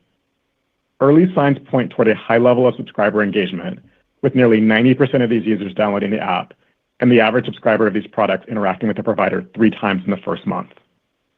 Our belief is that weight loss is a critical specialty as a result of its ability to bring a broad audience of consumers to the platform that allows us to cross-sell other products in the future, achieve scale across our pharmacies to accelerate the realization of economies of scale, and gather robust insights that enhance data model quality and ultimately allow us to elevate the tools and services we are able to provide to subscribers and providers. Our aspiration is to become the default health and wellness platform for consumers around the world. Near-term success centers around expanding the addressable market and becoming a leading health and wellness service provider in each of our key markets, while continuing to maintain our ability to drive healthy free cash flow. Longer term, we expect to continue to optimize our cost structure and value delivered to consumers to progressively expand margins. Strong early signals from our pivot, continued robust execution from our team, and the increasing size of the opportunity in front of us reinforce our conviction in our ability to deliver our 2030 ambitions, at least $6.5 billion in revenue and $1.3 billion in adjusted EBITDA. Our financial focal point will be on accelerating growth to establish a leadership position in the U.S. and international markets while maintaining discipline to ensure continued healthy free cash flow generation. To reach our longer-term aspirations, we are undergoing what is likely to be a transition period that may create volatility in GAAP results and ratios as reflected in our first quarter results. In the first quarter, revenue grew 4% year-over-year to $608 million, subscribers grew 9% year-over-year to nearly 2.6 million, and adjusted EBITDA was $44 million, representing a 7% adjusted EBITDA margin. Revenue and adjusted EBITDA within U.S. operations was temporarily pressured by revenue recognition dynamics from shorter shipping cadences, further compounded by a tougher comparable period resulting from record level additions of weight loss subscribers in the first quarter of last year. International growth driven by our acquisitions of Zava and Livewell remained strong, as revenue increased nearly tenfold in the first quarter to $78 million. The strategic pivot in our weight loss specialty impacted our financials in the first quarter. Prior to our strategic pivot, we made meaningful investment in product, technology, and other capabilities to support our GLP-1 compounding supply chain. As a result of our pivot, we incurred approximately $33 million of restructuring costs, primarily consisting of the write-downs related to our compounded GLP-1 supply chain that now face risk of obsolescence. Approximately $28 million of one-time charges negatively impacted gross margins by roughly 5 points in the first quarter, which were 65% on a GAAP basis and 70% when adjusting for these costs. The remaining $5 million of one-time restructuring charges impacted operations and support costs. In the first quarter, we continued investing in talent and capabilities across several areas, inclusive of technology and operations. We expect to continue investing in technology in the near term as the benefits cascade across multiple areas of the platform. More robust infrastructure accelerates the pace at which we are able to bring new features and offerings to our consumers. Additionally, specialized technology and engineering talent positions us to unlock even more value for our subscribers as we better leverage insights from throughout the consumer journey. What their symptoms were, what treatments worked versus did not, and what behavioral patterns facilitated greater success across different demographics. These insights have the ability to drive increased tenure on the platform. Lastly, AI talent in particular has the potential to reduce both organizational and operational costs in a way that not only does not sacrifice service quality for subscribers, but enhances it. We expect technology investments to be financially accretive in the mid to long term, with continued signs of success appearing in the near term. Additionally, we expect continued near-term investment in our operational capabilities that enable us to expand into new specialties, as well as bring our costs to serve our subscribers down over time. In the first quarter, we continued investing in talent to ensure that the organization is equipped to expand into more complex offerings, such as injectable-based low testosterone treatments. In addition, we invested in talent to ensure that we are well-positioned to take advantage of opportunities for new offerings, such as peptides, as the regulatory landscape evolves. Trust remains the cornerstone of the Hims & Hers brand today and will continue to be as we scale. As in the past, new specialty expansion will follow a thoughtful compliance and consumer-centric framework that ensures the quality and safety standards of the offering align with what consumers have come to expect from Hims & Hers. Gains in marketing efficiency have unlocked our ability to thoughtfully deploy capital to these areas.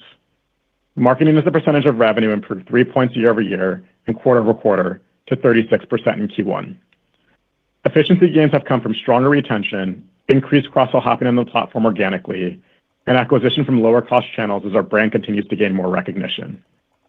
As we continue expanding the assortment of offerings across the platform, our belief is that these efficiency gains can continue, although with some quarter-to-quarter volatility. Before going into our investment strategy, I'll take a moment to reinforce our operational priorities. Our primary financial objective will center around continuing to grow the business while ensuring that we are generating strong free cash flow to be able to move quickly on market opportunities as they emerge. From time to time, this may result in heavier investment or even periodic strategic pivots that impact our GAAP financials as we saw in the first quarter. GAAP net income declined to a loss of $92 million in Q1. Q1 results were impacted by non-recurring restructuring costs related to the strategic pivot in our weight loss specialty, transaction costs related to M&A activity, and legal costs. While we expect to be positioned to return to net income profitability in 2027, our primary focus will be on driving strong growth and cash flow generation. In the first quarter, we generated $89 million of cash flow from operations and $53 million of free cash flow. We found thoughtful ways to deploy capital toward capabilities that we have high confidence will drive long-term growth. For example, in Q1, we completed the acquisition of YourBio, a provider of technology that allows consumers to collect blood painlessly from the comfort of their own home. This will be a critical component of our long-term strategy to bring tens of millions of subscribers onto the platform, as it removes friction that prevents consumers from obtaining deeper health insights to unlock a new level of preventative care. As of the end of the first quarter, available cash and short-term investments on our balance sheet were $751 million. As we mentioned in the past, our primary focus will center on investments that allow our platform to scale towards serving tens of millions of subscribers. We also have $225 million remaining on our share repurchase program, which allows us to take advantage of moments when we believe the intrinsic value of our stock meaningfully disconnects from the market value. Our investments in the coming quarters will orient around the strategic growth levers we outlined at the start of this year that are the cornerstones of our 2030 financial ambitions. Expanding into new specialties, utilizing technology to elevate the quality of care, broadening access to personalized care across specialties, leveraging partnerships to become a best-in-class curator of health services, and expanding internationally. I'll highlight a few of these where we expect heavier near-term investment. First, we will continue investing in our facilities to expand both capabilities and operating efficiency. This sets a foundation to effectively expand into new specialties while also evolving the assortment of our current specialties. Our scale provides us with the ability to continue verticalizing our existing specialties in a way that provides a level of efficiency that few in the industry can match. We expect to invest in both talent and equipment that sets a foundation to verticalize current specialties, as well as those that we may launch in the future. This allows us to not only reduce our cost structure, but also ensures we can fully scale our offerings in a way that meets the high bar that we set for safety and quality. Second, we believe that we can elevate the quality of care by removing friction through technology, both digital and physical.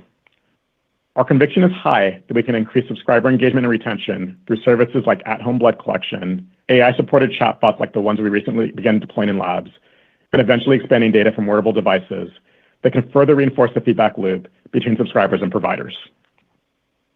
Finally, international expansion is the area where we expect to make the heaviest investment in the coming quarters. Eucalyptus, which we expect to close in the second half of this year, will meaningfully expand our ability to evolve the consumer experience across several additional markets. Efficiency within mature markets can allow us to invest in strategic markets that can emerge as future profit centers once they scale. At the time of closing of Eucalyptus, we expect to make a payment of approximately $240 million, with remaining guaranteed consideration and earn-out payments extending through early 2029. Importantly, the flexible structure of the transaction gives us the ability to satisfy a meaningful portion of obligations after closing in either cash or stock, which we believe supports long-term balance sheet flexibility. As we have in the past, we will continue to monitor the landscape for opportunities to reinforce our balance sheet and preserve strategic optionality in a way that remains thoughtful around dilution. With that, I will walk through our outlook for the remainder of the year. The exact timing of the closing of the Eucalyptus transaction remains unknown, so we have not included it in our updated outlook. In the second quarter, we are anticipating revenue in the range of $680 million-$700 million, representing a year-over-year increase of 25%-28%. We expect adjusted EBITDA to be between $35 million-$55 million, representing an adjusted EBITDA margin of 7% at the midpoint of both ranges. For the full year, we are raising our 2026 revenue outlook to $2.8 billion-$3 billion, representing a year-over-year increase of 19%-28%. It is our expectation that 2026 adjusted EBITDA will be between $275 million and $350 million.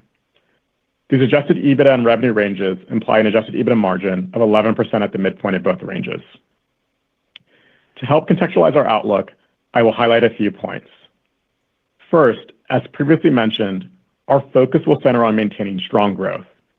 We expect gross margins to compress as we prioritize scaling areas such as weight loss, labs, and international markets, which have a lower gross margin profile than our longer tenured specialties.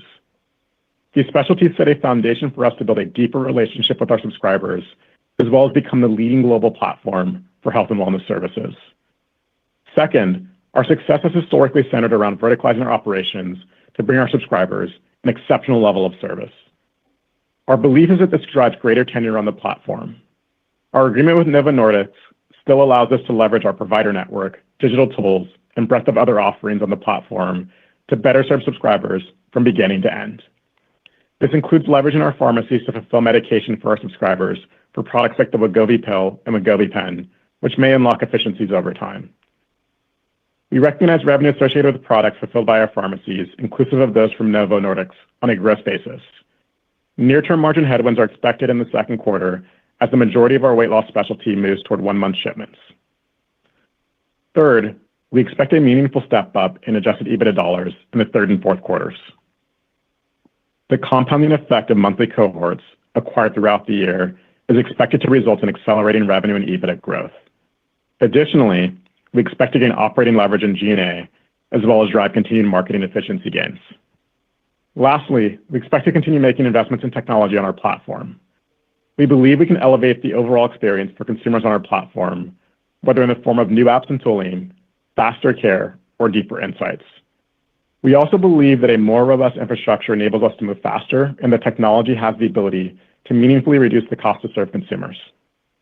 Whether that be through upgrading software to enable more efficient pharmacy operations or identifying ways to leverage AI to reduce operational and G&A costs across the company. Our expectation is that some of these efficiency benefits could start to emerge in 2027.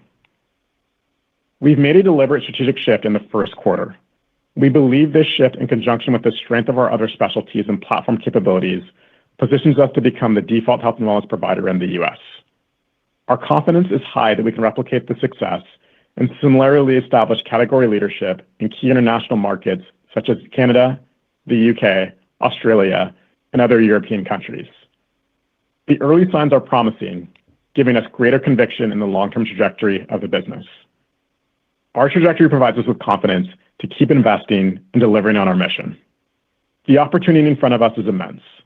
We expect some volatility in GAAP financial margins as we continue to lean into the opportunity to drive more value to consumers. What we do not expect to change is the excellence in execution and rigorous adherence to our capital allocation framework, which we feel will allow us to generate strong free cash flow while establishing category leadership positions around the world. This supports our continued confidence in the 2030 ambitions we outlined last year, at least $6.5 billion in revenue and $1.3 billion in adjusted EBITDA. Our success would not be possible without the significant efforts of Hims & Hers employees around the world. I'd like to thank them, our subscribers, and our shareholders for supporting us in our mission to help the world feel great through the power of better health. With that, I will now turn the call back over to Bill to kick off Q&A with 2 questions from our retail community. Thanks, Yemi. And thank you to everyone who sent us questions over the weekend. Our first question comes from Shi Jung, who asked about our vision for AI on the platform. What is the long-term vision for the recently launched Labs AI healthcare agent? Specifically, what is the ultimate goal or final form that Hims & Hers aims to achieve with this product? Yeah, thank you for the question. We're really excited to start speaking about some of these AI initiatives in more detail. And I've asked Mo actually on a quarterly basis to be joining us going forward, which I think will be great. The Labs Companion and the upcoming Weight Loss Companion are really the first iterations in what I would expect eventually becomes multiple agents that are supporting each stage of the customer's journey across every specialty we serve. So eventually you have agents that make the intake process more dynamic and conversational. You have agents that are helping with clinical decisions and recommendations, becoming better informed with tools like MedMatch that get smarter as we scale, making really the network effects of the global consumer platform we have more broad and more refined. And then I think you have ongoing care and support that's always available, helping you manage multiple aspects of your health on a daily basis. This is much more ongoing engagement, adherence, and clinical needs after treatment. Mo made this point early in the prepared remarks, which is that we're seeing really fantastic tech leadership join Hims & Hers because I think they see what we see. We see a platform with massive scale, with unique data, with infrastructure, and ultimately customer trust that's necessary to really take advantage and leverage this breakthrough in technology. I think these recent launches are really just the first step, frankly, in leveraging the stack. But ultimately, I think we plan to integrate it throughout the entire experience to essentially make it such that no matter where you are in the world, you can pick up your phone, click, and get access to Hims and Hers, and ultimately feel great and have the best care possible in your hands. Great. Thanks, Andrew. More than half of the questions that we received over the weekend were on the developing opportunity in peptides.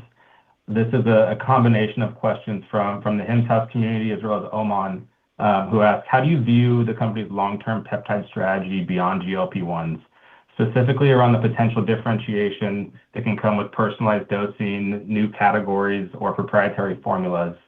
And along those lines, can you speak to the competitive advantage that your domestic supply chain gives you in this area? Yeah, as we noted in the prepared remarks, I think this is a category that we are extremely excited by, particularly when you pair the potential of this category with first-class physician oversight and ultimately a safe supply chain, which really does not exist in the gray market, either of those things today. I think when we step back, we believe that we've got a combination of things, the brand, the infrastructure, and ultimately the capabilities to really be a leader in this emerging category as the regulatory path becomes more clear in July. I think to start, our 503A compounding footprint gives us personalization at scale. With more than, at this point, 1 million square feet of infrastructure, we can support individualized dosing and formulations. We can improve cost efficiencies and margins, and ultimately deliver care that's meaningfully tailored to each patient's needs. Second, as we mentioned in the prepared remarks, our peptide manufacturing facility, which we acquired last year, gives us a fully verticalized U.S. supply chain.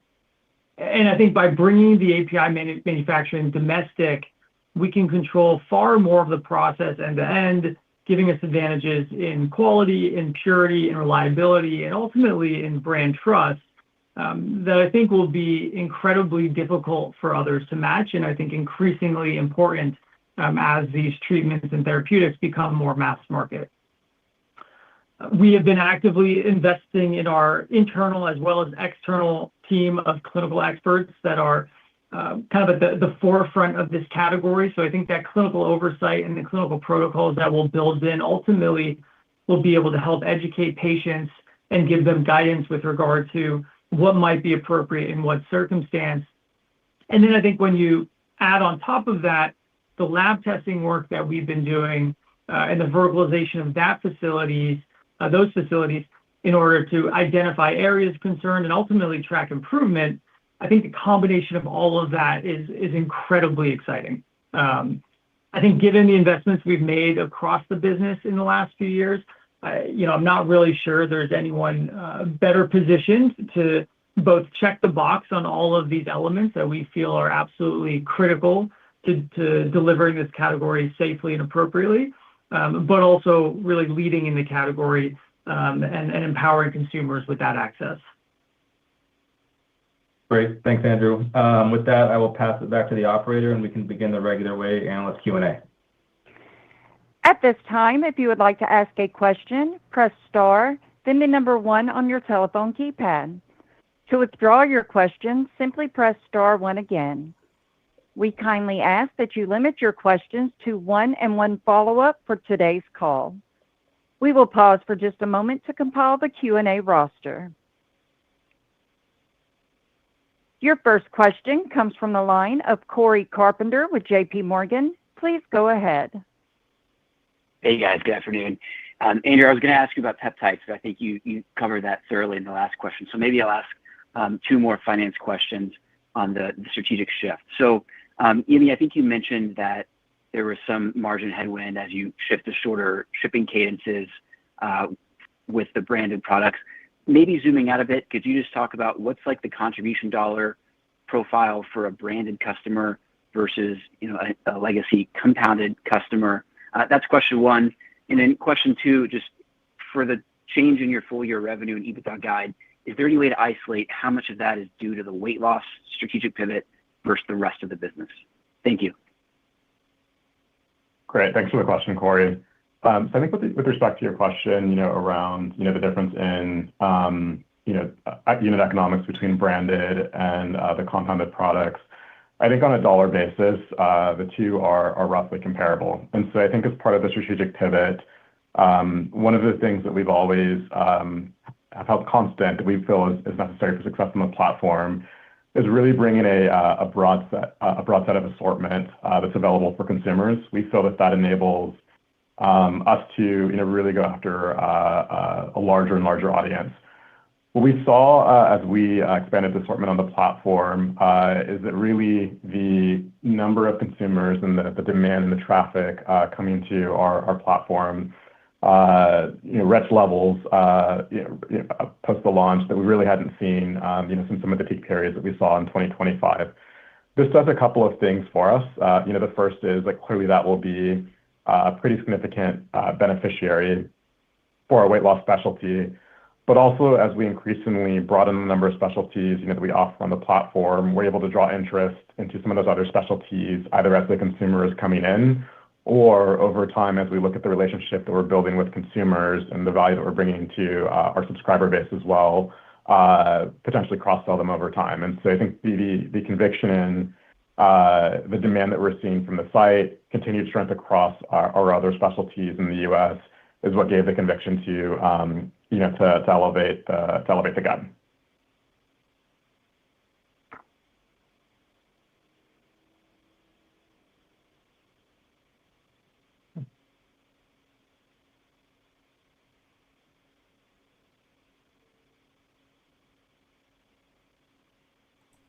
Are we going to get a question?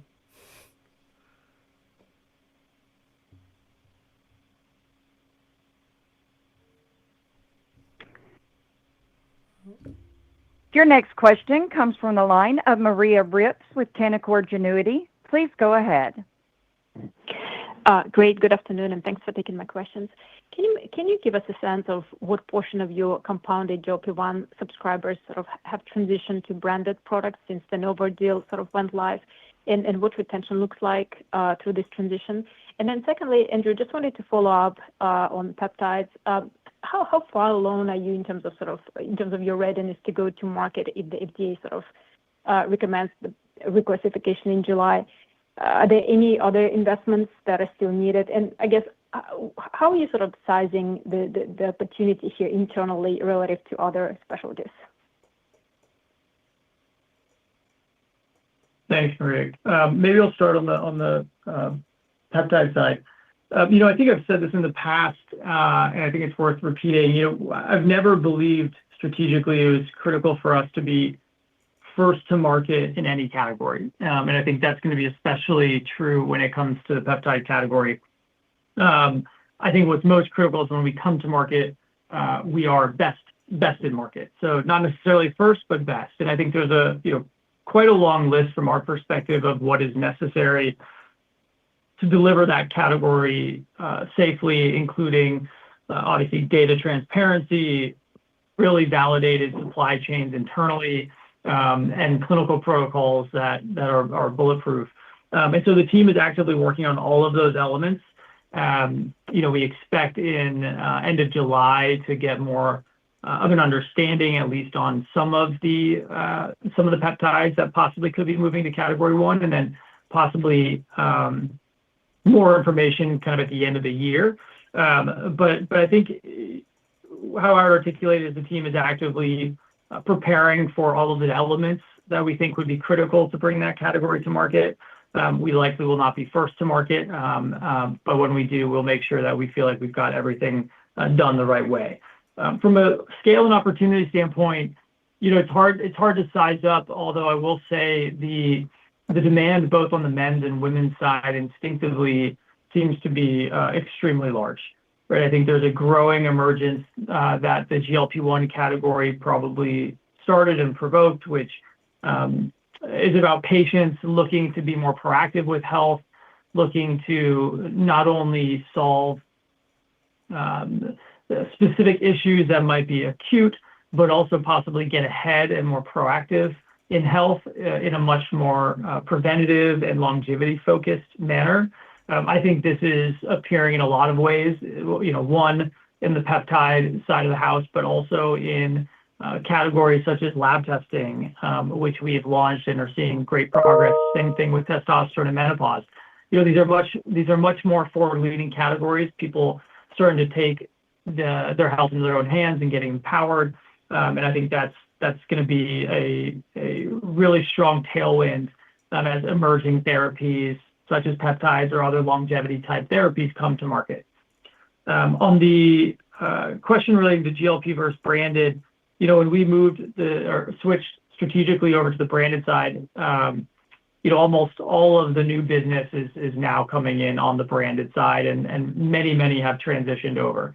That's how frankly we're delivering north of 100,000 plus new on the volume side for Wegovy. We think this was an incredibly valuable transition. We see it in the scale of new customers coming in the door today, which is larger than, as Yemi said, any spikes we saw even during the most important seasonal campaigns such as New Year's and Super Bowl campaigns. So really excited by that transition and are actively in conversations with Novo, and I think they share the excitement as well with what they're seeing. Great. Thank you. That's very helpful. Your next question comes from the line of Mark Mahaney with Evercore. Please go ahead.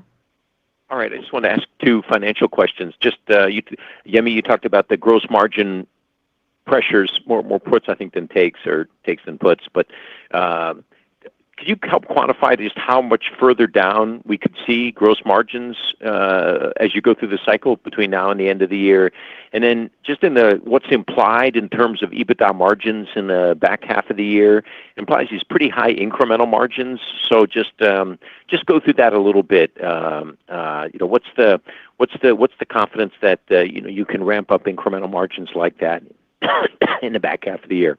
Thank you very much. Yeah, sure. Thanks for the question, Mark. So to start with the first point, just around gross margin volatility, I think as part of the strategic pivot, we do expect to see just general volatility in some of the GAAP measures. That said, I think that the overall conviction and the ability to deliver strong absolute EBITDA dollars and strong free cash flow dollars remains very high. I think we would expect to see probably over the coming quarters a couple points of degradation on gross margins. That said, I think similar to prior periods where when we focused on developing a leadership position to ultimately take those benefits and leverage them to drive economies of scale. I think this is some of the playbook to what we've done in the past, where the focus right now for the company is become the default health and wellness provider in the U.S. and establish a leadership position.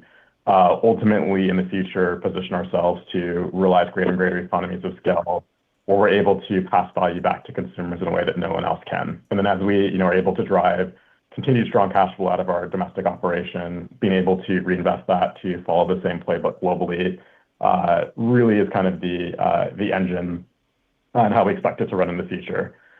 To hit the second question that you mentioned around the EBITDA in the back half of the year, I think there's a few mechanics at play. The first being one of the large things that we effectively see is the weight loss transition that we spoke around to last quarter. In Q2, that will also continue. The vast majority of consumers coming onto the platform today are actually on 1-month cadences. Previously, for the compounded business, that was a 2-month cadence. So there's just technical mechanics as you start to stack more cohorts each month now, as opposed to each quarter throughout the year. You inherently get a benefit on EBITDA as those consumers return. Additionally, what we do expect is we made pretty extensive G&A investment in the front half of the year.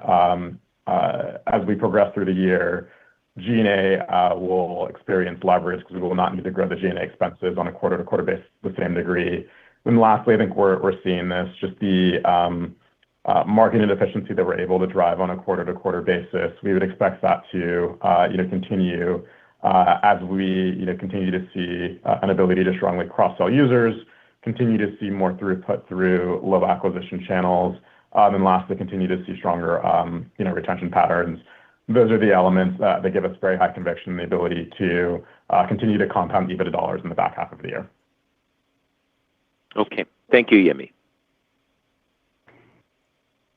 Your next question comes from the line of Craig Hettenbach with Morgan Stanley. Please go ahead. Yes, thank you. A question on the dynamic of kind of revenue guidance coming up, but EBITDA lowered. And you've touched on some of this, but also interested in some of the new category launches, be it testosterone, menopause, and labs. How you think about that, just the ramp period, and when those get to a little bit more mature margins. That's number one. And the second point on gross margins to compress, relative to how you've thought about it, 75% longer term, any kind of range you're thinking about it on a longer term basis in terms of where the model's moving? Yeah, thanks for the question, Craig. So I think in terms of taking revenue up, I think it largely mirrors the financial priorities that we spoke around a bit in the prepared remarks. So I think we've seen an immense opportunity in front of us. And so both in the US as well as globally, we're going to continue to invest to effectively establish a leadership position, because we've observed in the past when we're able to do that, we're able to pass value back to consumers from both leveraging the technology that Mo went through in terms of the richer data sets, but we're also able to set up a industry-leading cost structure that enables us to expand margins or pass value back to consumers. And so in the guide, the reflection of taking revenue up but leaving ourselves more flexibility on EBITDA to do that really is a reflection of that priority and the confidence that we have the ability to capture an immense opportunity in front of us. With respect to the gross margin dynamics, I think that that's something that we'll continue to provide visibility into. But I think the overall financial equation for the company has not changed, and that's really to drive strong absolute EBITDA dollars and control our own destiny with cash flow generation while establishing the leadership position that we spoke around. Got it. Thank you. Your next question comes from the line of Justine Patterson with KeyBanc. Please go ahead. Great. Thanks. Good afternoon. Could you expand on how AI could change the user experience over time and how you're thinking about incorporating feedback loops? It does seem like there's a unique opportunity there to deepen insight into the customer and gain some more outcomes data on treatments. And then secondly, I'd love to hear more about your approach to wearables and how you're thinking about building versus partnering with some of the existing players out there. Thank you. Yeah, great questions. On the AI side, I think there's a few things. As I was mentioning, I think you can see we're essentially building a multi-agent model where both consumers and providers are empowered at each step of the customer journey to optimize, personalize, and ultimately drive better outcomes for the patient. So part of this is efficiency, but I think a bigger part of this is actually just quality of care network effects, right? I think there's a very powerful dynamic with Hims and Hers, which is with every patient that comes to us, we can get smarter and more capable of treating the next behind you. There's this concept in healthcare of a second opinion, and I tell my team all the time, the models we're building right now and the data layer we're building across the stack should enable it such that any patient anywhere in the world can get 1,000 opinions at the same time, right? Through the holistic data of all of our 9 going on 10 years of experience. And so I think you should be able to experience faster responses, more personalized dosing and recommendations on care, handheld engagement experiences post original consultation where you're actually getting nurtured and walks through all the major milestones as you are adhering to care. And ultimately, I think the outcome of this is just going to be much higher long-term retention, much better engagement rates, and likely much deeper relationships with these patients. On the wearable side, I think this is very much tied in, right? It's another data source similar to labs that allow us to do the high-touch care model much better.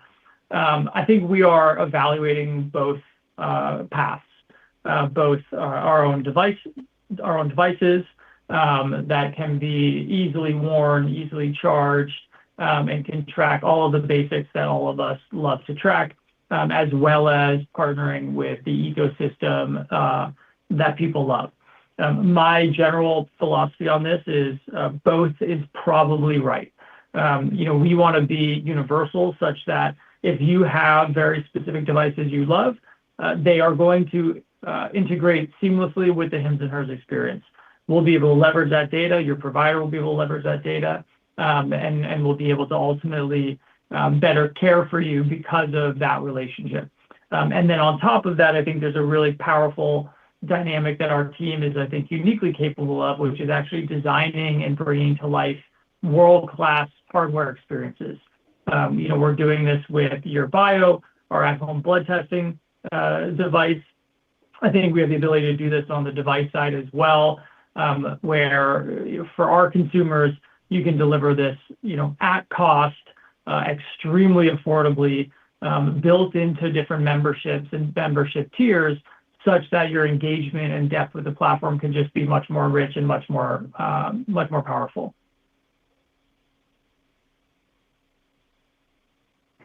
Your next question comes from the line of Eric Percher with Nephron Research. Please go ahead. Thank you. Andrew, I'd like to ask you to walk us through the brand manufacturer value proposition that you're expounding when you're out in the marketplace and the extent to which you think that will resonate beyond GLP-1s. And then, Yemi, I just wanted to double click on the comment you made relative to the second half run rate. Do you view that as a reasonable annualization rate, or is your comment on investment intended to temper us from annualizing that? Yeah, thanks, Eric. Great question. I think the relationship on the branded side of the house is a really quickly evolving dynamic. But we've had enough data points, whether it's through Novo or through companies like Grail or others, which is clear that the innovative categories of pharma, biotech, devices, advanced diagnostic testing, all of that innovation ultimately needs distribution. And I think our ability to have the largest geographic footprint and the deepest relationships with consumers as ultimately the major front door, I think is an incredibly powerful component that we can bring to these partners. So I think it's about both building awareness for their category, it's scaling growth for specific treatment therapies.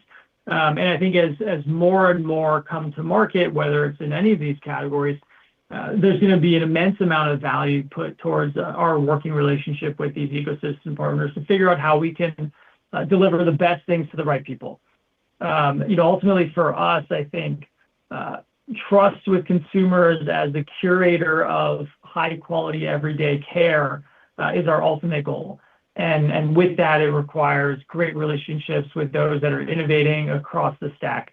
I think our relationship with Novo here domestically, as well as our future relationship that we have with the eucalyptus and the drug companies globally, there's a lot of learnings there with regards to how innovators can work together to bring great products to people at scale.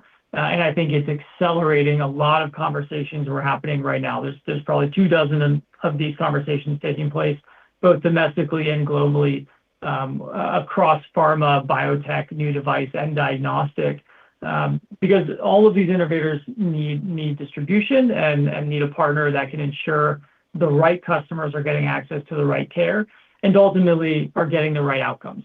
And I think we can really be a key partner in helping deliver that. Yeah. And then to hit the second part of your question, Eric, I would say that given the pivot, in weight and then some of the success that we're seeing across some of the newer specialties like labs, testosterone, really the focus is on scaling each of our categories in the U.S. very quickly to establish leadership position. We've seen in the past, that with scale, we have the ability to drive higher and higher margins over time. But with record level users coming to the platform, the focus, really is on, continuing to expand share, expand our reach, and expand the overall subscriber base. And so with that, I think we would expect to see accelerating growth via revenue over the back half of the year. What we do expect on a quarter-to-quarter basis is that, investment may, vary as we start to lean into certain opportunities that show signs of progress. But the overall equation that we focused on, really, has not changed and will not change quarter to quarter. And that is, establish a leadership position ourselves to drive economies of scale. But while we're doing that, to ensure that we're doing so in a way that still enables us to drive healthy free cash flow. Your next question comes from the line of Brian McDonald with Needham. Please go ahead.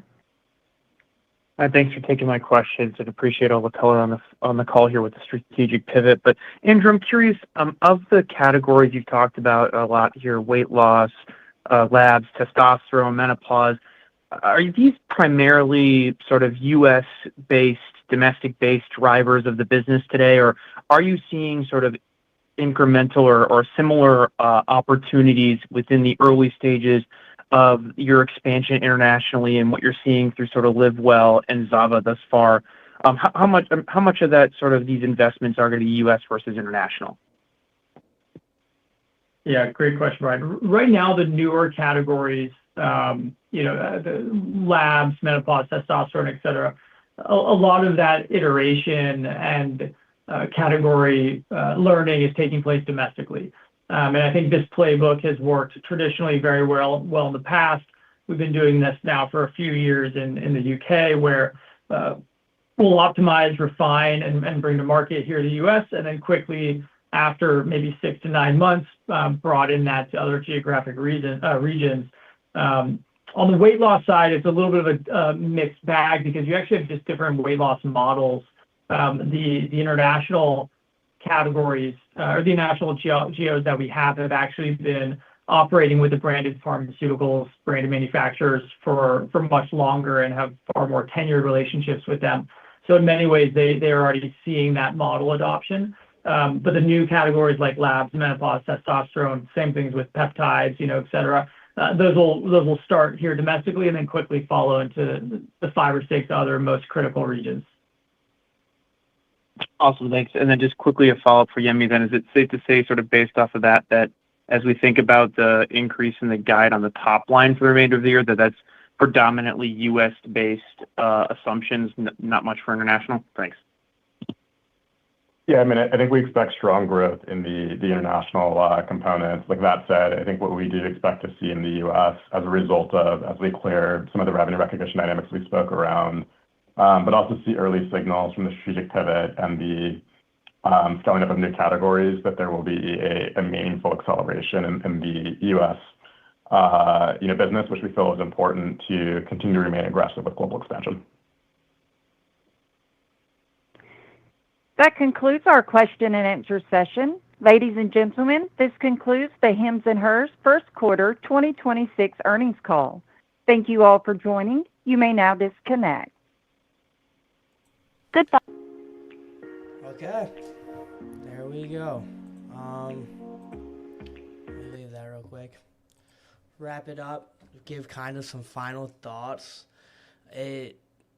It's a mixed bag, but honestly, I see a lot of people in the chat a little disappointed, but it's kind of what I expected. Like I said in the beginning, I was talking to my buddies and I said I wouldn't be surprised if they weren't profitable this quarter, and they weren't. And that's kind of just what happens when you have to go through such a transition with a major part of your business. I mean, there's no denying that compounded GLP-1s was a huge part of Hims' business, and that's now transitioning, and they have to deal with their transitional phase with their GLP-1 facilities. They're investing into these new categories in which they've talked about a 6-month payback period. So that's going to take time. So it's just patience. I mean, they said that they're going to be profitable in 2027. So it's not like this is something we're going to be stuck with, and they're going to accelerate revenue and scale margins once again. And yes, they have been in transition for a year, but we would also be oblivious. I mean, as you can believe in the story and the thesis, and also still recognize that last year, as much as it was a quote unquote transitional phase, they were stuck. They did not know what to do. They were facing legit troubles. They had the weight loss business was dead. They had testosterone, those products scaling, but we knew those weren't going to scale quick.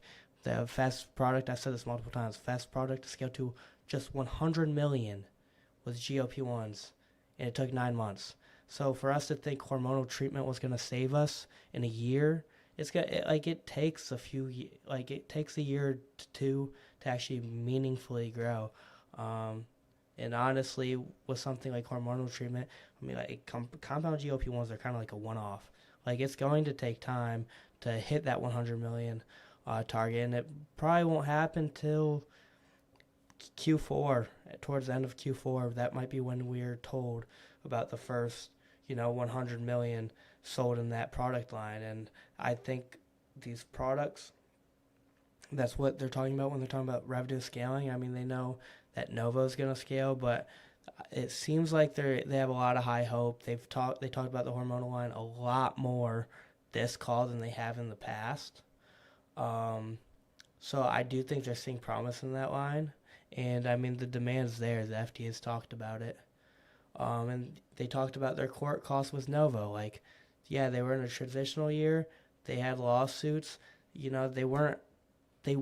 weren't onto this phase of actually scaling the products. They were still stuck in this phase of, where can we turn? They didn't know what the next product would be. They didn't know how the GLP-1 stuff was going to pan out. Now you're officially transitioning, and the roadmap's becoming more clear. And so, I mean, nothing here is financial advice. You have to make the decision for yourself, but they laid it out to you, the path to profitability, and I think the path is clear. And right now they're investing in growth. They're going to increase subscriber count. They talked about 100,000 new members a quarter. That's bullish. Like, those members are going to cross-sell into labs. Those members are going to give their data to HIMSS and get sucked into the ecosystem. So overall, it's very bullish, and I think a lot of people who are upset are people who probably bought at $40, probably bought at $50, or they came in here because Kevin Shu, or I don't know how to say his last name. I apologize if I'm saying it wrong. I think it's Shu, but made this bullish call on it as a trade. And so now you have all these traders in the stock, but they don't actually know what they're holding. And that's on them at the end of the day. But I heard what I needed to hear. We have direction. We're growing subscribers once again. We're growing revenue again. And they have a path to scale. And so overall, this call was, and they told me they're playing with AI. And although they didn't tell me necessarily that they wanted to actually get into drug creation eventually, they told me that they are collecting this health data. They're training their AI on it to personalize care, and I still think it can lead to personalized treatments that maybe it's not quote unquote drug creation, but it creates compounded solutions that maybe they can get the regulatory okay for down the road. Like, you never know how AI will actually change the scene. So that is bullish alone, in my opinion, knowing that they're collecting that data and they're consistently training AI models. Wearables are coming. They haven't talked about any partnerships or if they're going to make their own. I'm going to close this because nobody wants to look at the price. But maybe we get wearables here soon, within the next year or two. And hopefully, honestly, I kind of want to see HIMSS make their own with an option to incorporate other companies, because you're going to get people who are using HIMSS who don't have a HIMSS wearable. So it'd be cool to have HIMSS have their own. That way, if, I'm trying to remember which one it is. I don't think it's Aura, but one of them are talking about going public, and they're kind of creating a whole app right now. But in case if someone wanted to come in, you still differentiate because you don't rely on their product. It'd be cool to have your own product, but still allow other people who use different wearable companies to also come on and incorporate it into the app. So I wish they would have talked a little bit more on that because they definitely wanted to tease it, but they didn't say whether or not it was going to be through partnership or if they were going to create their own. So those are my kind of thoughts for now. I'm definitely going to have more X content, and for I don't know how many people are in here anymore. I know there was like 200 at one point. If you guys don't follow me on X, go ahead and follow me on X. I'll pull it up right now. But that's where I put all my thoughts, especially on him. You can see my handle right here. Or I have to shrink the screen. I don't know if you guys can see that. I could zoom in though. But those are kind of my thoughts for now. I made 300% returns trading your stocks. That's awesome. That's awesome, honest. But yeah, if we have any more questions, I'll go ahead and answer real quick.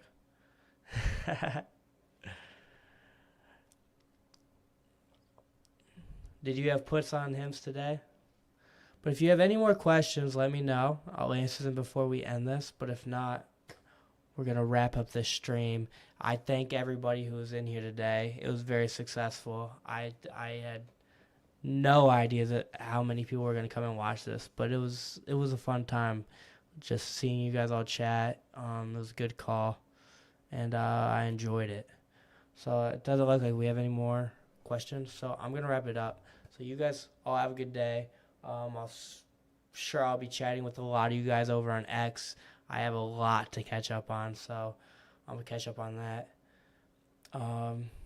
Yeah, no problem, Alex. I had fun. I'll see you guys.